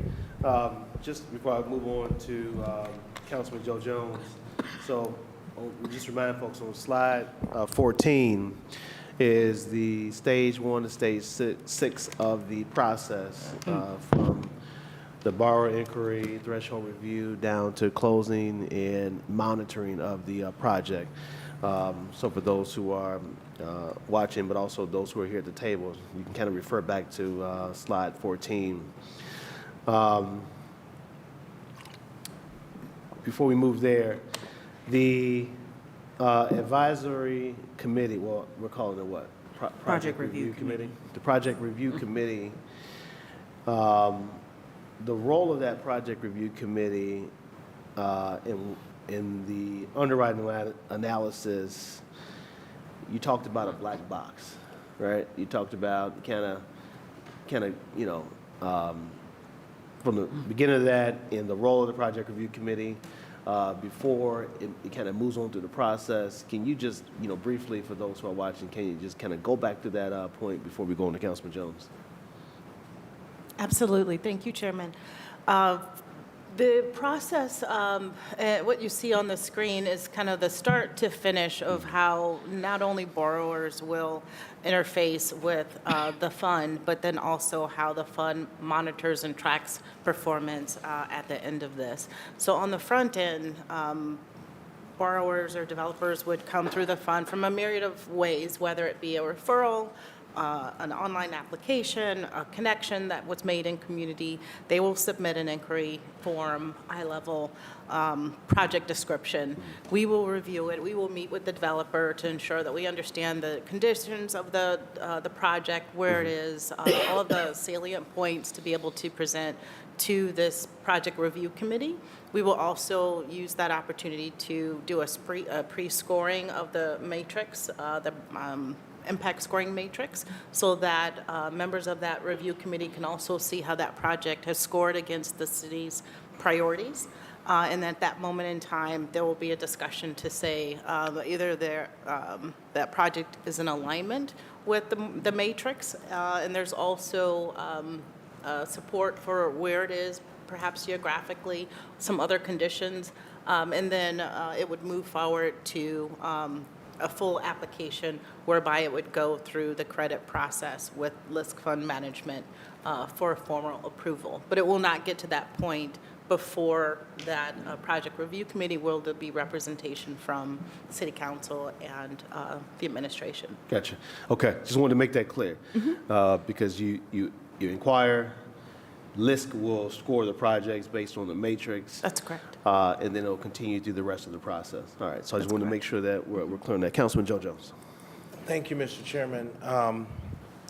Before I start out with asking questions, I just want to just take this opportunity to just thank some folks here. First, I want to thank you.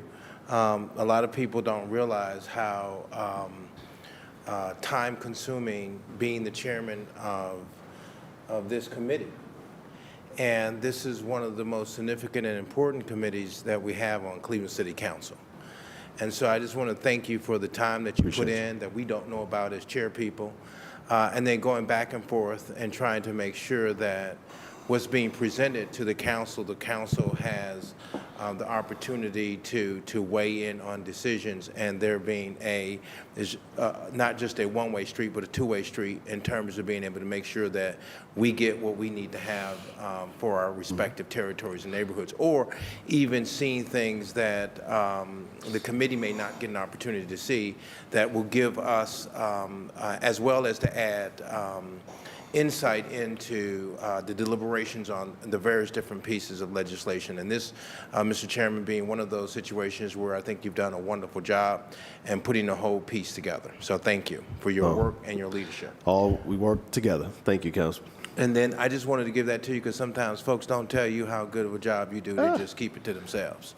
And so then I want to move to the direction of, Mr. Chairman, if I may, to talk about a distinguished gentleman who has been the hope in the African-American community on the east side of the city of Cleveland under the dark side of lack of investment from our financial institutions. And I've sat here and I've talked extensively about KeyBank and other banks and financial institutions failing for the last decade or so, really fundamentally getting into the granular level of how we can make this city move in terms of investments and cutting off the life cycle of finances into communities like the East Side, which has caused for there to be such a vast difference in terms of development on the east side of the city of Cleveland versus the west side of the city of Cleveland. And then also previous administrations playing politics that go all the way back in our history into the 60s,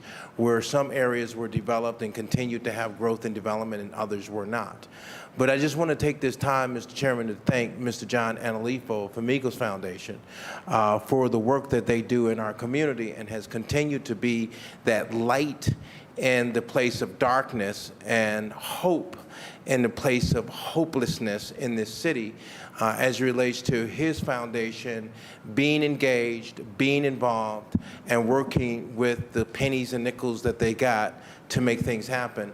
And then further, Mr. Chairman, his foundation has been a part in not just helping the local council person in his respective territory, but also having the ability and capacity to help a number of council members, both West Side and East Side, respectively in their territories, with being able to deliver to their constituencies developments, housing, as well as a number of tools and opportunities to help those neighborhoods.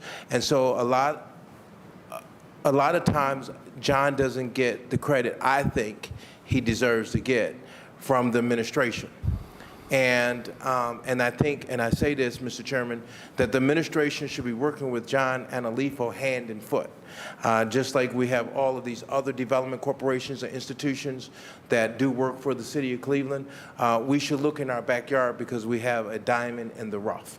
And we should be utilizing Mr. John Analifo and the Famigos Foundation because they help so many people out.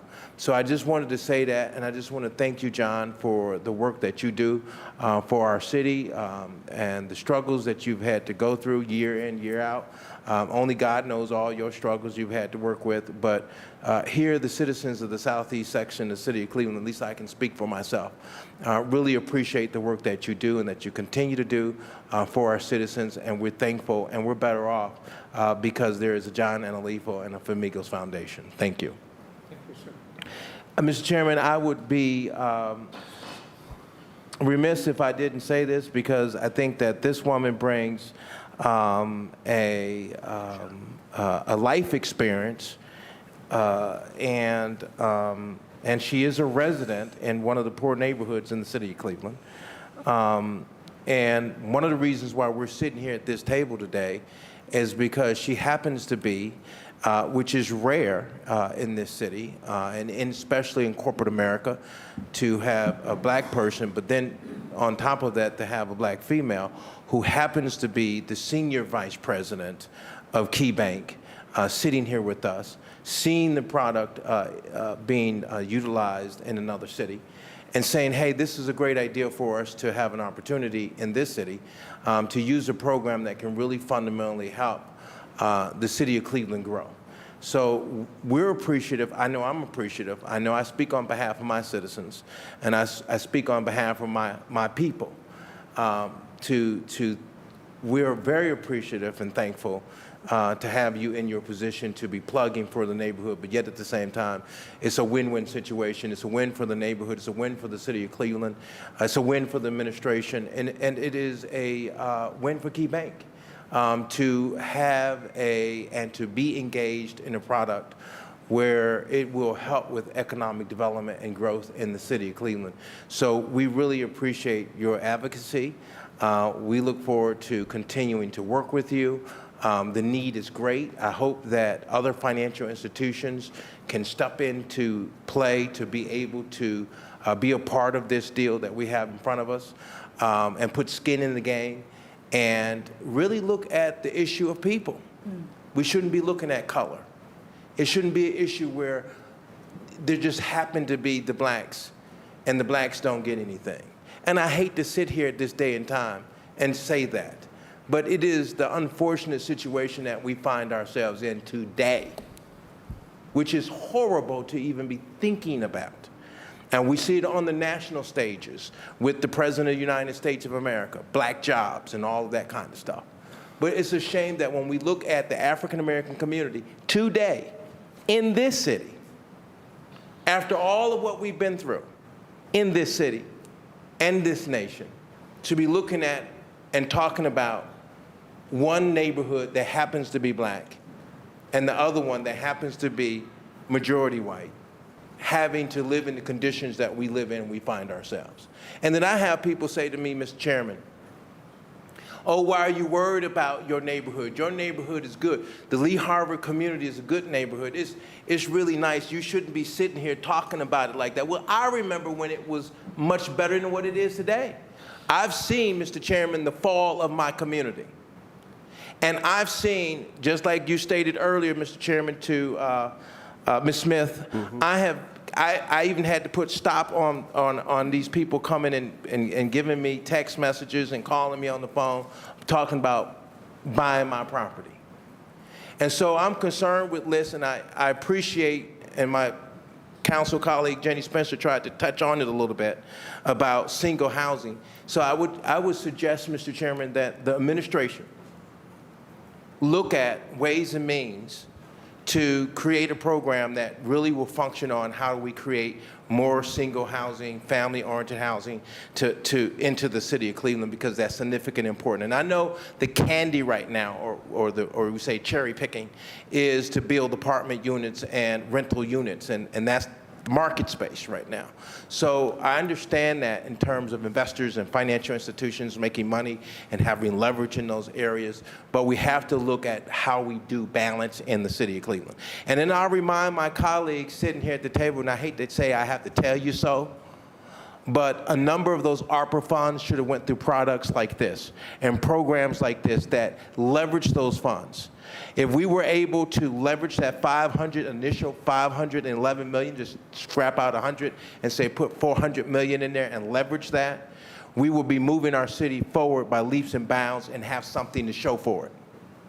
And so right now, a lot of the stuff that we and I'm only one of 17 votes, but a lot of that stuff that we passed off, we will not have anything to show for it. And this is something that we can have to show for, those ARPA funds being invested, and hopefully, if we would have leveraged them properly, as we were warned by the previous administration, that this is one-time funds. If we would have leveraged it appropriately, we should be getting out of that fund right now $1.5 billion. We should be doubling up. And so with that being said, it's not too late to say never. So that's the reason why we're here today with the little pennies and nickels that we do have left to put into this fund. So I just want to thank the administration and Key Bank and LISC for the great job that you're going to be doing, hopefully, if it's God's will, in the future in the city of Cleveland, and hopefully balancing something where the east side of the city of Cleveland may get a look and an opportunity. And so with that, Mr. Chairman, I want to go into just quickly, because I support this particular piece of legislation here wholeheartedly, and I appreciate the work that the administration and Mr. Epstein has been engaged and involved on quite to some depth. And I appreciate his leadership for the administration in making this a possibility. So with that, I want to talk a little bit, just a little bit on, and then it's not going to be long, Mr. Chairman, on the side of, which is important to me. I wrote it down. Give me a second. On developers. And this is one that is heartbreaking for me. In terms of developers and having developers that are African American in the community. Over the years, Mr. Chairman, we have seen a flight of African Americans out of the city of Cleveland. And the reason why they left the city of Cleveland because of the racism. And they couldn't get jobs, and there's a clear history to this. They couldn't get the opportunities that others were able to receive. When it came to development, they didn't get the loans they needed to have. We've had a number of gas station owners, McDonald owners who happen to be black, local nonprofit organizations that were African American, nightclubs that were African American, convenience stores, you name it. At one point in time, we controlled the flow of resources and commerce in our community. But a lot of those citizens, before my time a little bit, back in the 60s and 70s, they didn't get the assistance and help they needed. And so they went to places like Atlanta. And so you have a black mecca down in Atlanta. You got some areas, I call it the Cleveland pocket. Because a lot of the people down there I know are from the city of Cleveland. They might as well call it like Little China and call it Little Cleveland. Because there's just many black people have left this city because of not having any opportunity and not having any advancement in growth. And so it leads me to this question of minority contractors and how LIST will work with the existing minority contractors who are left, one. And then the next question is to Mr. Epstein of the administration. Do we know how many productive contractors that can come in that happen to be minority that can do this work?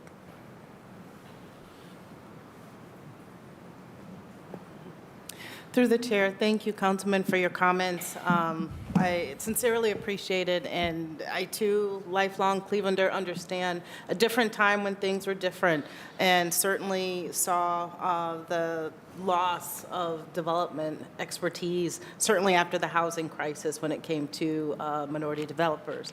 And so my hope is that as we are presenting this before council, you can see our commitment by way of not only that minimum threshold of 30% of the fund to go towards developers that have not had the opportunity to access capital like this, but it also includes how we track impact. So not only the developers themselves, but developers both developers that also use contractors and subcontractors. We're tracking at those levels as well and requiring that they report on that for any developers that receive resources through this fund, again, to track impact at that point, because it's important for the city as a whole to grow the population of developers, where there's no way that we can build the supply that we need without increasing the developer capacity in the market, but then also ensuring that developers of color also take advantage and have the opportunity to participate in the wealth creation that comes from the development that's happening. So thank you for your question. And I don't know if, Caitlin, you'd like to add to that. Thank you, and thank you, Councilman, through the chair. I think it's back to the question that we had earlier around that subordinate debt product. I just want to elevate, the reason that we include that is because that product is a really powerful way to help emerging developers create a capital stack for their project that may not happen but for that gap finance. So in the conventional market, there's an expectation that a developer has to bring so much of their own equity, their cash, to a project, and that can be a major barrier. And so the subordinate debt or perhaps some more patient capital structures we've noted, that the chair noted earlier with an equity-like product, that goes in and it addresses that need. And so that is an important and powerful way that we can empower more developers to access capital on terms and conditions, and in partnership with the private sector to build their capacity long-term to continue to do more housing development. So it's a short-term and a long-term benefit.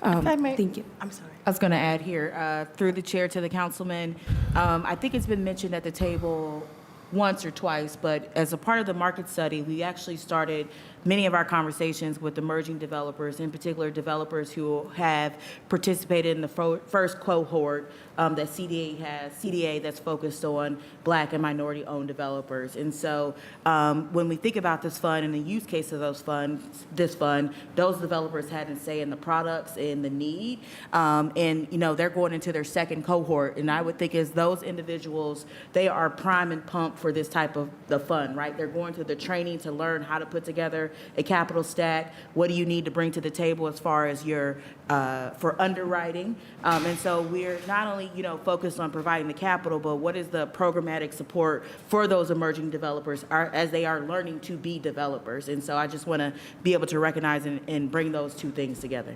Well, I really appreciate that, because what you're saying to me is not only are we looking at minority participation, but we will be programming the process to help them understand the process and the way and getting things done. Is that what I'm hearing?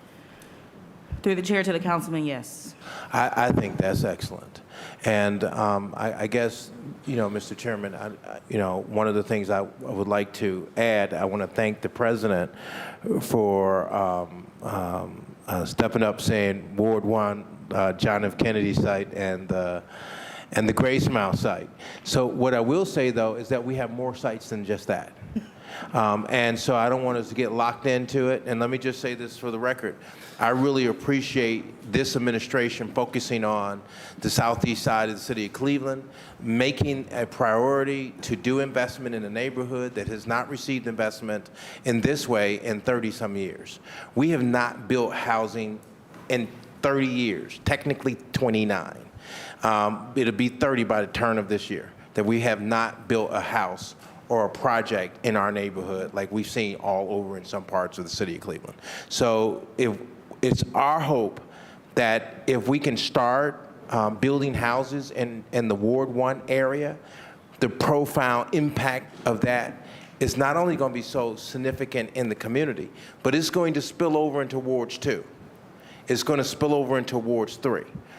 Because you have nowhere else to go in the city of Cleveland when you're building that kind of housing mass and develop it up, but into other neighboring communities.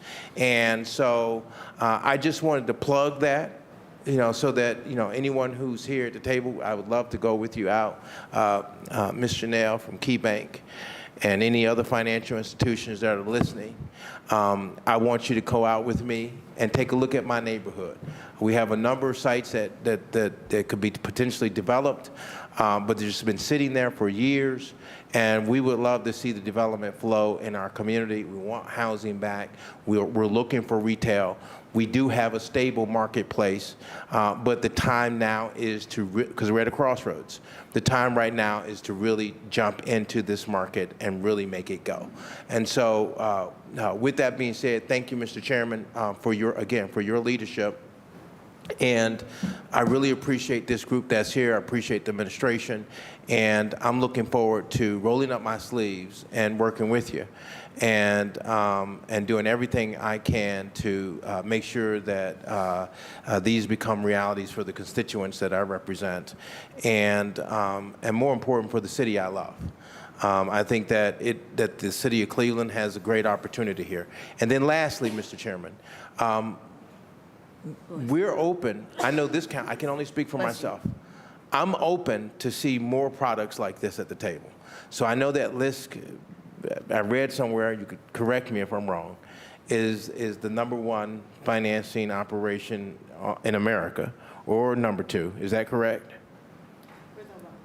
You're the largest. Yeah. So Right. in terms of, we're a community development financial institution. We're organized non-for-profit, and we provide financial services. And you're right, we are one of the top. One of the top. I didn't want to say number one. That's what I saw, but I'm not sure because, you know, when you do the internet, you don't know. Correct. And that's where, I'm sorry, I think I used that acronym earlier. CDFI means Community Development Financial Institution. And we stand kind of in public-private partnership space. So we really work to convene capital from the private sector, capital from the public sector, so that we can benefit the people of the community. And I know then that being number one, you have the ability to raise this money. So you wouldn't be sitting here if you wouldn't be able to raise it. Is that correct, Mr. Chairman, to Lisk? Yes, thank you through the chair to the councilman. So LISC Fund Management, which again is a wholly owned subsidiary of LISC, currently manages 11 funds. We have just short of, I want to give the current number. Thank you, 806 million of assets under advisement. And we do have the history of raising place-based affordable housing funds that take scarce public tax dollars. We're very aware that these are scarce resources, and we look to leverage them with private and philanthropic investment somewhere in the 4 to 6 time range. And that's really what the goal is for the Cleveland Housing Investment. I see. So, and I guess to say this to the administration and to the chairman of the committee, if we can claw back some of that money that we already got out there, ain't went anywhere, that really at the end of the day ain't gonna show nothing, and I can go down the list and start picking left and right, we should look at how we leverage, if we can claw back, because I heard us talking about the claw back. If we can claw back, because some of the stuff that we've already said, okay, we're going to do, it's going to be smoked away into staff and salary real quick, and it's done. But if we can give that money and put it into programs that can really help this city to move forward financially. Mr. Chairman, I can't speak for all the members of council, but I can speak for what our people believe in. We believe in being able to see the city move forward. We want to have better educational systems. We want to have safer neighborhoods. And we want to have neighborhoods where we see the city is fundamentally investing in it.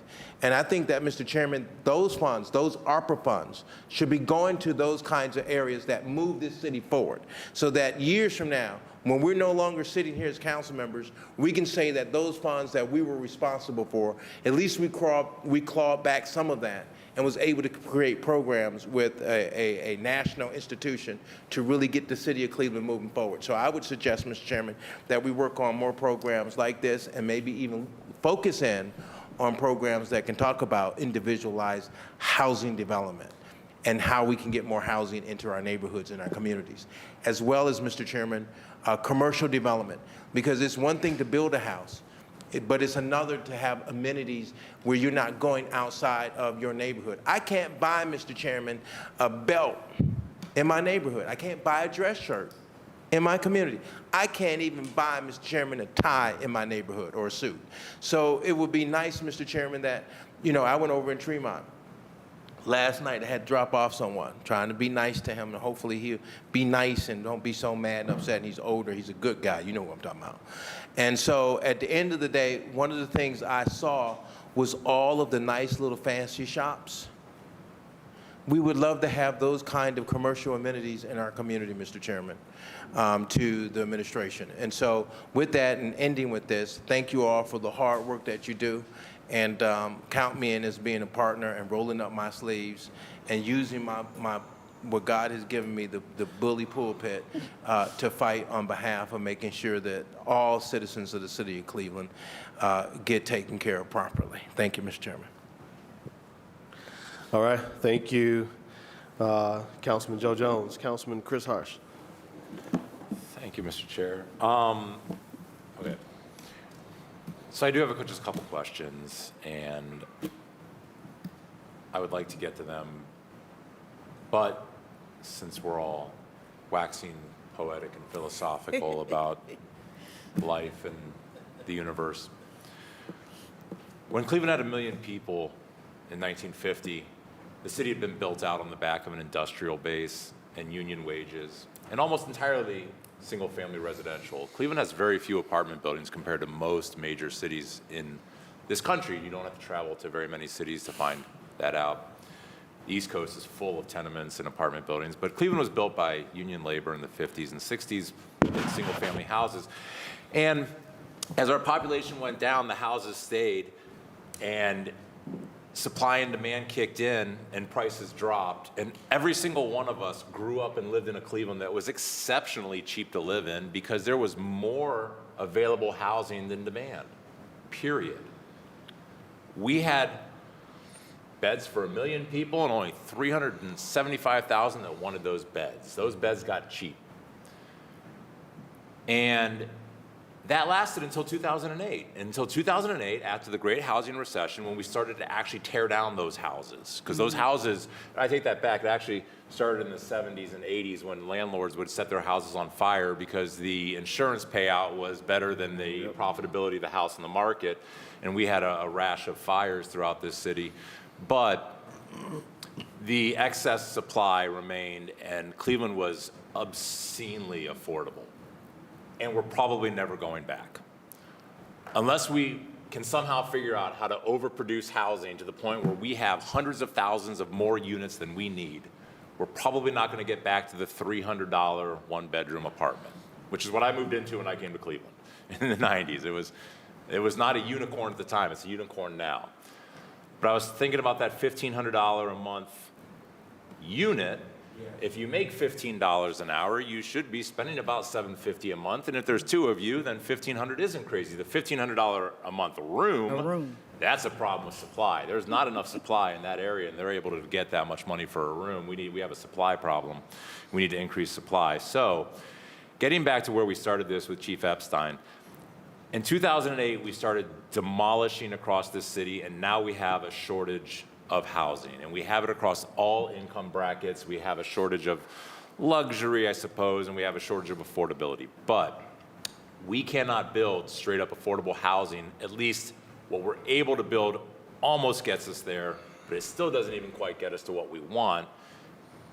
The only way to really do it is with subsidies and, of course, manufactured modular, which I'll come back to in a minute. But you will not have to convince me for the rest of my time on city council, however long that is, that we need to build more housing. And so we're here to build more housing. Let's do it. Great. I'm voting yes. Okay? We're going to build more housing.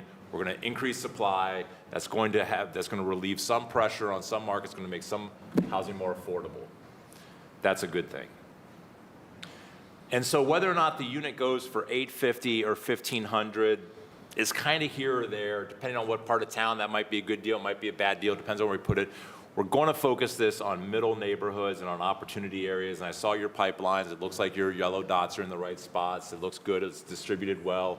And we're going to keep an eye on it. And Chairman Harrison's going to make sure that everybody stays on our toes and make sure that this goes into appropriate areas. And I'm all for it. So with that little soapbox out of the way, I do have a couple of questions. And I apologize. I tried to write everybody's name down, but as soon as we got started, I was working on microphones. So Chanel, I know I shouldn't refer to you by your first name, but through the chair, Ms. Chanel, what is your last name? Through the chair to the councilman, it's Smith Wiggum. I did get married, y'all. I know Wiggum is hard, but I will answer to Smith too, and Chanel. Through the chair to Ms. Smith Wiggins. Wiggum, I'm sorry, Wiggum. Okay. The $20 million for Key. Awesome. Thank you. Glad to have Key at the table as a partner on this project. Is that part of Key's CRA strategy? Will this be folded into CRA credits for the bank? Through the chair to the councilman, yes. It's part of our CRA initiative. Great. Through the chair, I'm thinking about other banks as well. Not just, I'm just taking advantage of you because you're here. Is the $20 million investment into the fund the qualification for CRA, or do we then have to follow where those funds are invested and which parts of town they're invested in, or is the whole investment count? Through the chair to the councilman, so CRA is based on the borrower and also the community, right? Mm-hmm. So it's a both and. Majority of Cleveland is low to moderate income, and given this fund is going to be distributed across the city of Cleveland, it will qualify for CRA. Okay, but through the chair, you would maximize your CRA credits by seeing this go to underserved parts of town with the borrowers. Meeting your CRA credentials would help you more so than just building luxury apartments downtown. Through the chair to the councilman, yes. Okay, so Mr. Chair, to everybody, I think this is part of what our selling point is for other investors to come in on this, right? This is one big effort, and they can be part of these. Through the chair to the councilman, I think that is exactly it. We're not the only financial institution that has CRA needs in the city of Cleveland. If you look at it from the scale and the opportunity, the opportunity outweighs the need outweighs opportunity right now, right? And so by investing in this fund, other banks will also be able to meet their CRA needs as well, instead of going one-off project by project, if that makes sense. Yes. Hopefully that's helpful. I think this is a great opportunity It's been a long day, no lunch. I think this is a great opportunity for other local institutions to get involved, especially since it's a all hands on deck and we're all working on this together. I think this is a great opportunity for others to invest. And I'm glad that KeyBank was the first one at the table with that $20 million. I hope that we're able to get, equal investments from other institutions as well. Back to the sort of gap question.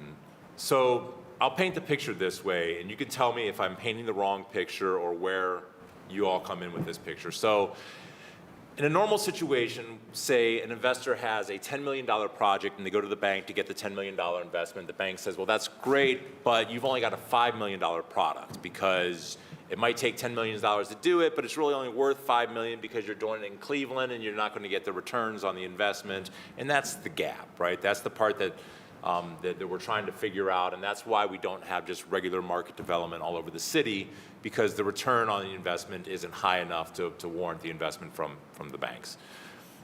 Basically, 30,000-foot view of the problem. What we've done with some ARPA gap financing through the chair is that we've said, here is that money to cover that gap.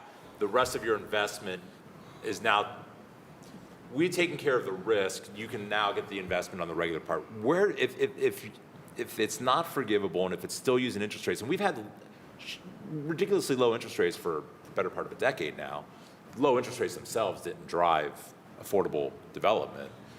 What is the difference between what you're doing and just straight up forgivable gap financing? And how do you fill the gap aside from just forgiving the money? I don't understand, because it can't just be the interest rate. The interest rates are low everywhere.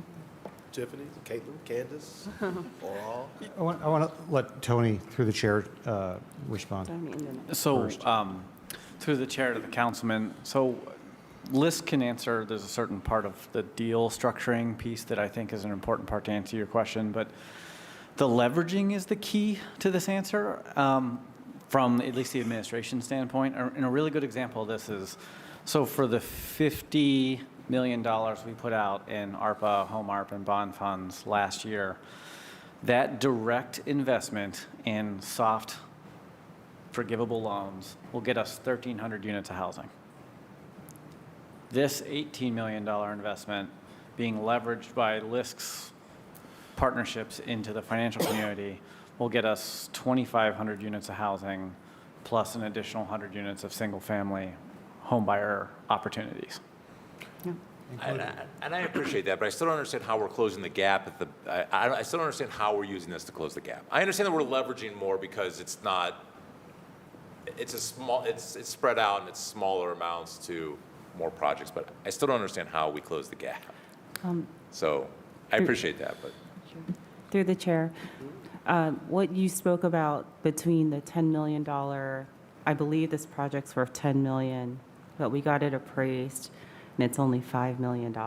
For round numbers purposes. Yeah, for example.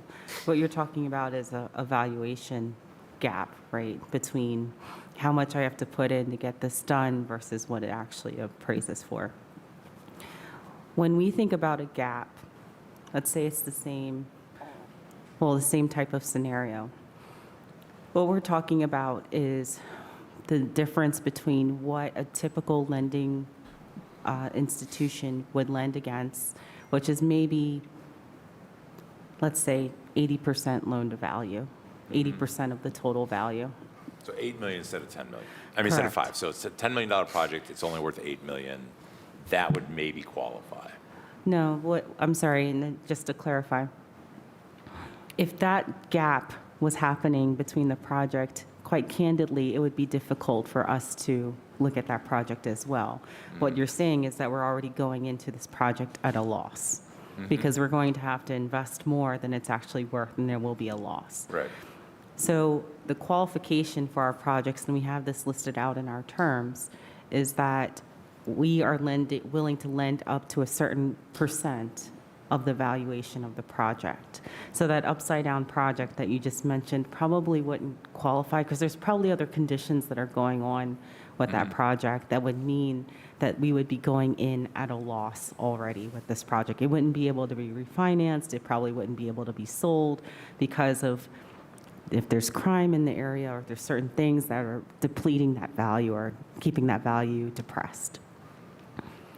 How we would look at it is that, for example, the projects that are coming online and they can only qualify for $8 million out of the 10, we would then provide the additional 2. So the project would have to qualify in and of itself, and so that we can make it a viable investment. When we talk about gap financing, we're talking about filling in the gap of the capital stack that's missing. So most institutions will only go up but so high as a percent of the value because of the risk. Once you go above a certain value, once the project is sold or refinanced, you're at risk much more once you have that higher leverage point. So we're talking about for our fund, we would provide the additional gap financing that's usually filled by developer equity. So that's what this fund is trying to address here. So that's where you come into the second position. So you say, That's it.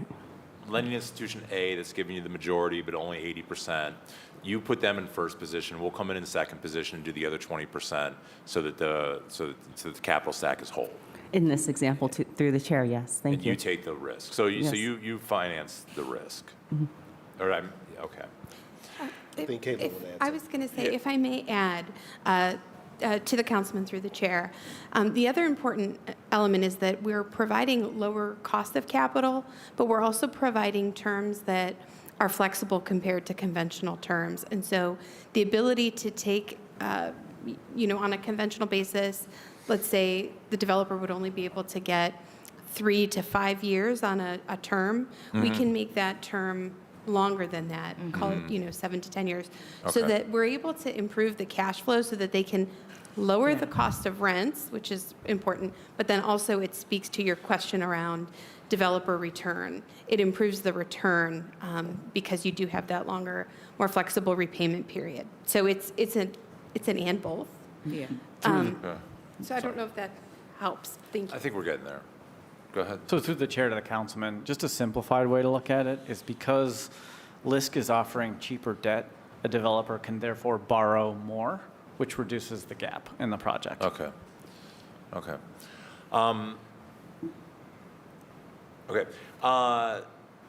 Then the last question, I think Councilwoman Spencer kind of got to this about the owner occupancy. The 10 million, 10% of fund, rough math that we were talking about.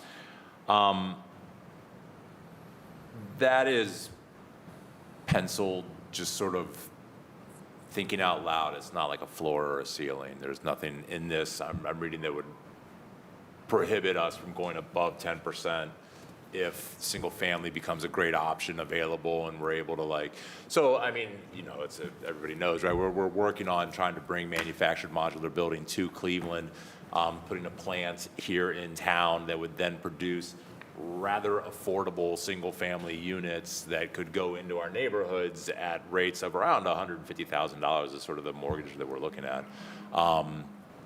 But for that builder to really move quickly, they would need to know that there's financing available for their units up front, and we could have that talk before the units are produced. Please. Absolutely. Thank you. Councilman, through the chair, one thing that we didn't spend a lot of time on, because certainly the fund and our partnership is front and center, but the wraparound supports that will come from the local office, like LISC Cleveland, and that we are absolutely a part of those conversations with Site Ready Cleve. We actually finance part of the analysis that's happening.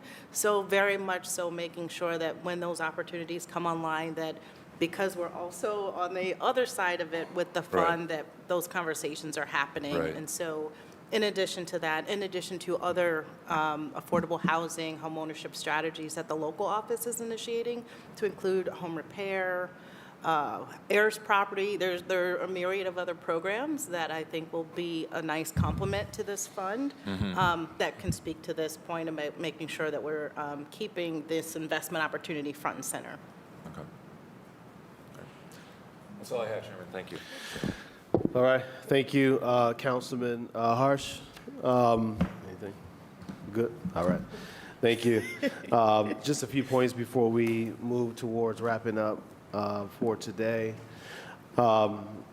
Just quickly, because I know there's been discussions around our, how do we achieve the CBA goals and OEO requirements. Can we just go back to that briefly, so that way that is clear to those who are watching and to the members of the committee and the body?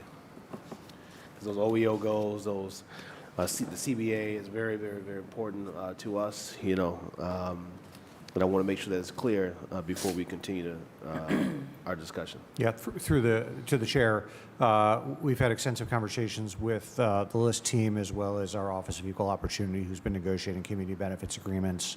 We're handling this in much the same way that we've been handling other ARPA-related investments, and we'll be monitoring the CBA at the fund level rather than the individual project level. So LISC will be responsible for reporting out against these community benefit agreement targets that are outlined on the slide that we went over earlier. Gotcha. Okay. This is a baseline here. You know, we really hope that we achieve higher goals here, but this is truly a baseline. So this is a starting point for us as we work towards, you know, this community benefits agreement. All right. Lastly, the project review committee makeup. And so we've been having discussions with LIST team about what that looks like. Can you briefly just, can you go into Detroit's makeup, and if you know Charlotte, maybe? I don't know if you know Charlotte, but Detroit makeup or Charlotte, kind of that non-voting versus voting advisory project review committee? Detroit probably is the easiest. We've been talking about Detroit a lot. I don't have all the members, no.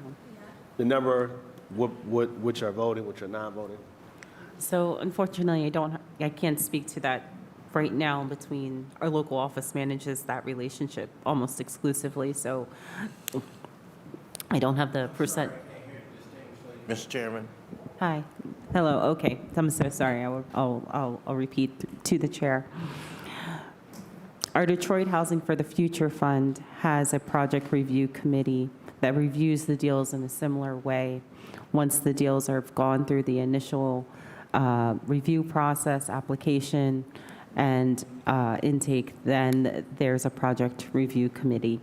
To your specific question about the composition of that committee, I will have to follow up with you, and I apologize, I don't have the dynamic of voting versus advisory.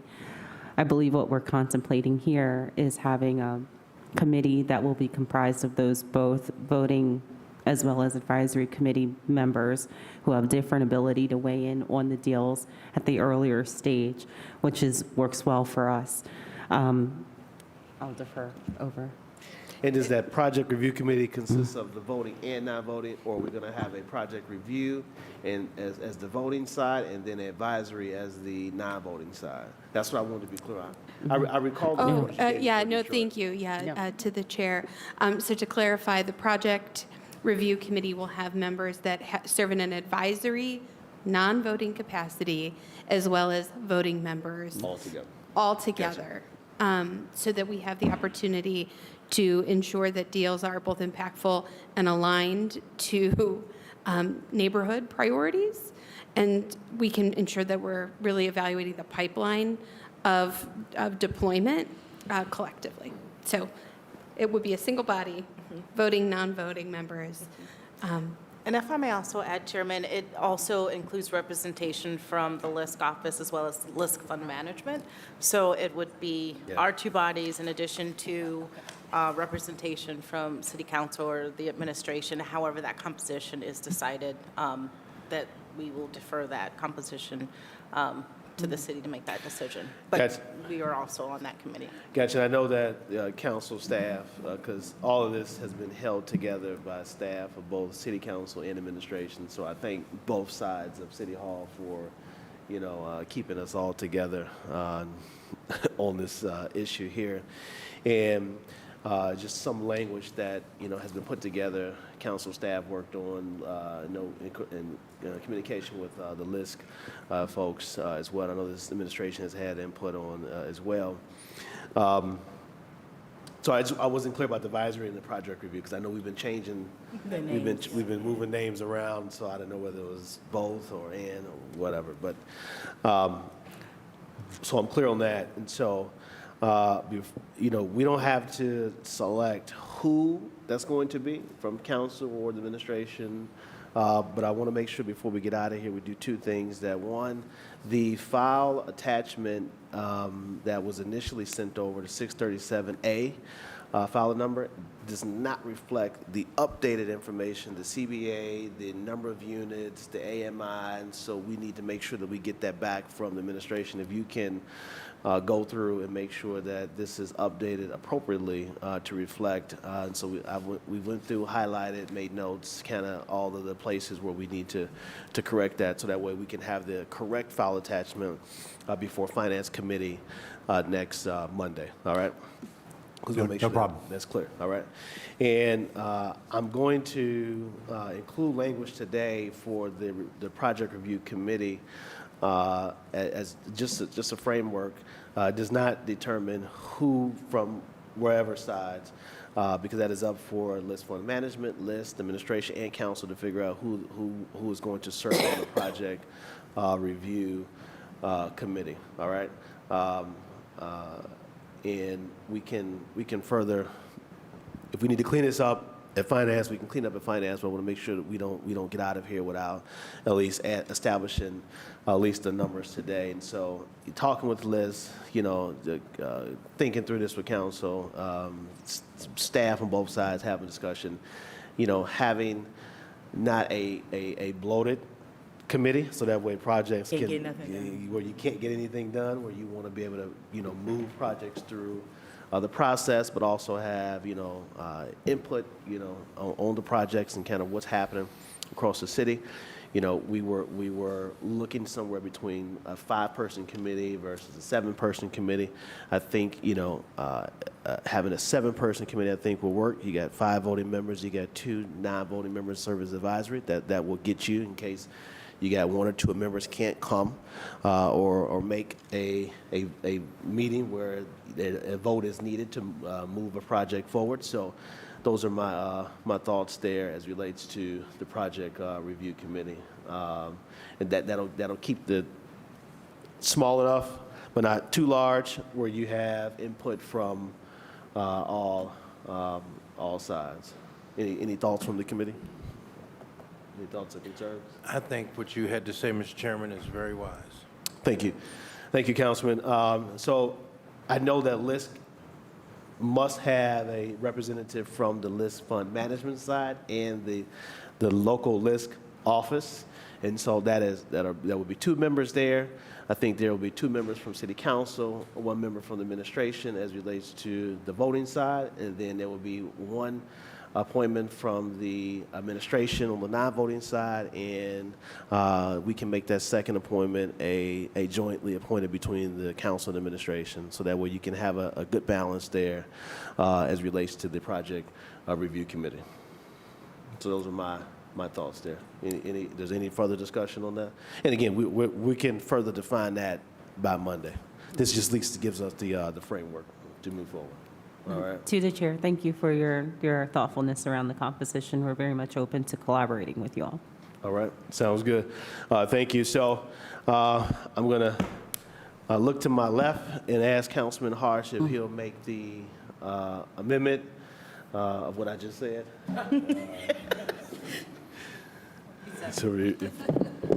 Mr. Chair, I move to amend 637. Ordinance number 637, 2024, to provide for a 7-person project review committee. A project review committee of 7 people, 5 voting members, 2 from city council, 2 from LISC, and 1 from the administration, with 2 non-voting members, 1 from the administration, and 1 agreed upon between council and the administration. Is there a That second? will go into section, Seconded, Mr. Chairman. do you need a section out of me, Madam Law?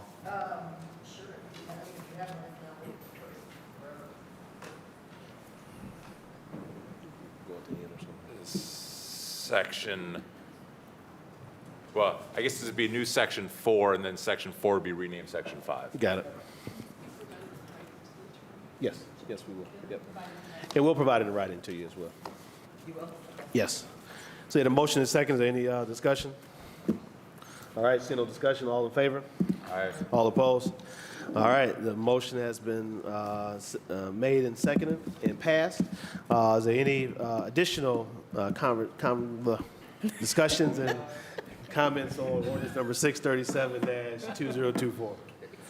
All right, seeing no further discussions, ordinance number 637-2024 as amended stands approved. Listen, thank you, city council staff, thank you, administration, thank you, all of those. Thank you, Key Bank, for your commitment to this. Thank you, Liz, thank you, fund management, thank you, all of those who played a role in bringing us, getting us here to this point today. And so we look forward to our continued conversations as we go from Tuesday to next Monday. All right? Thank you. Committee adjourned.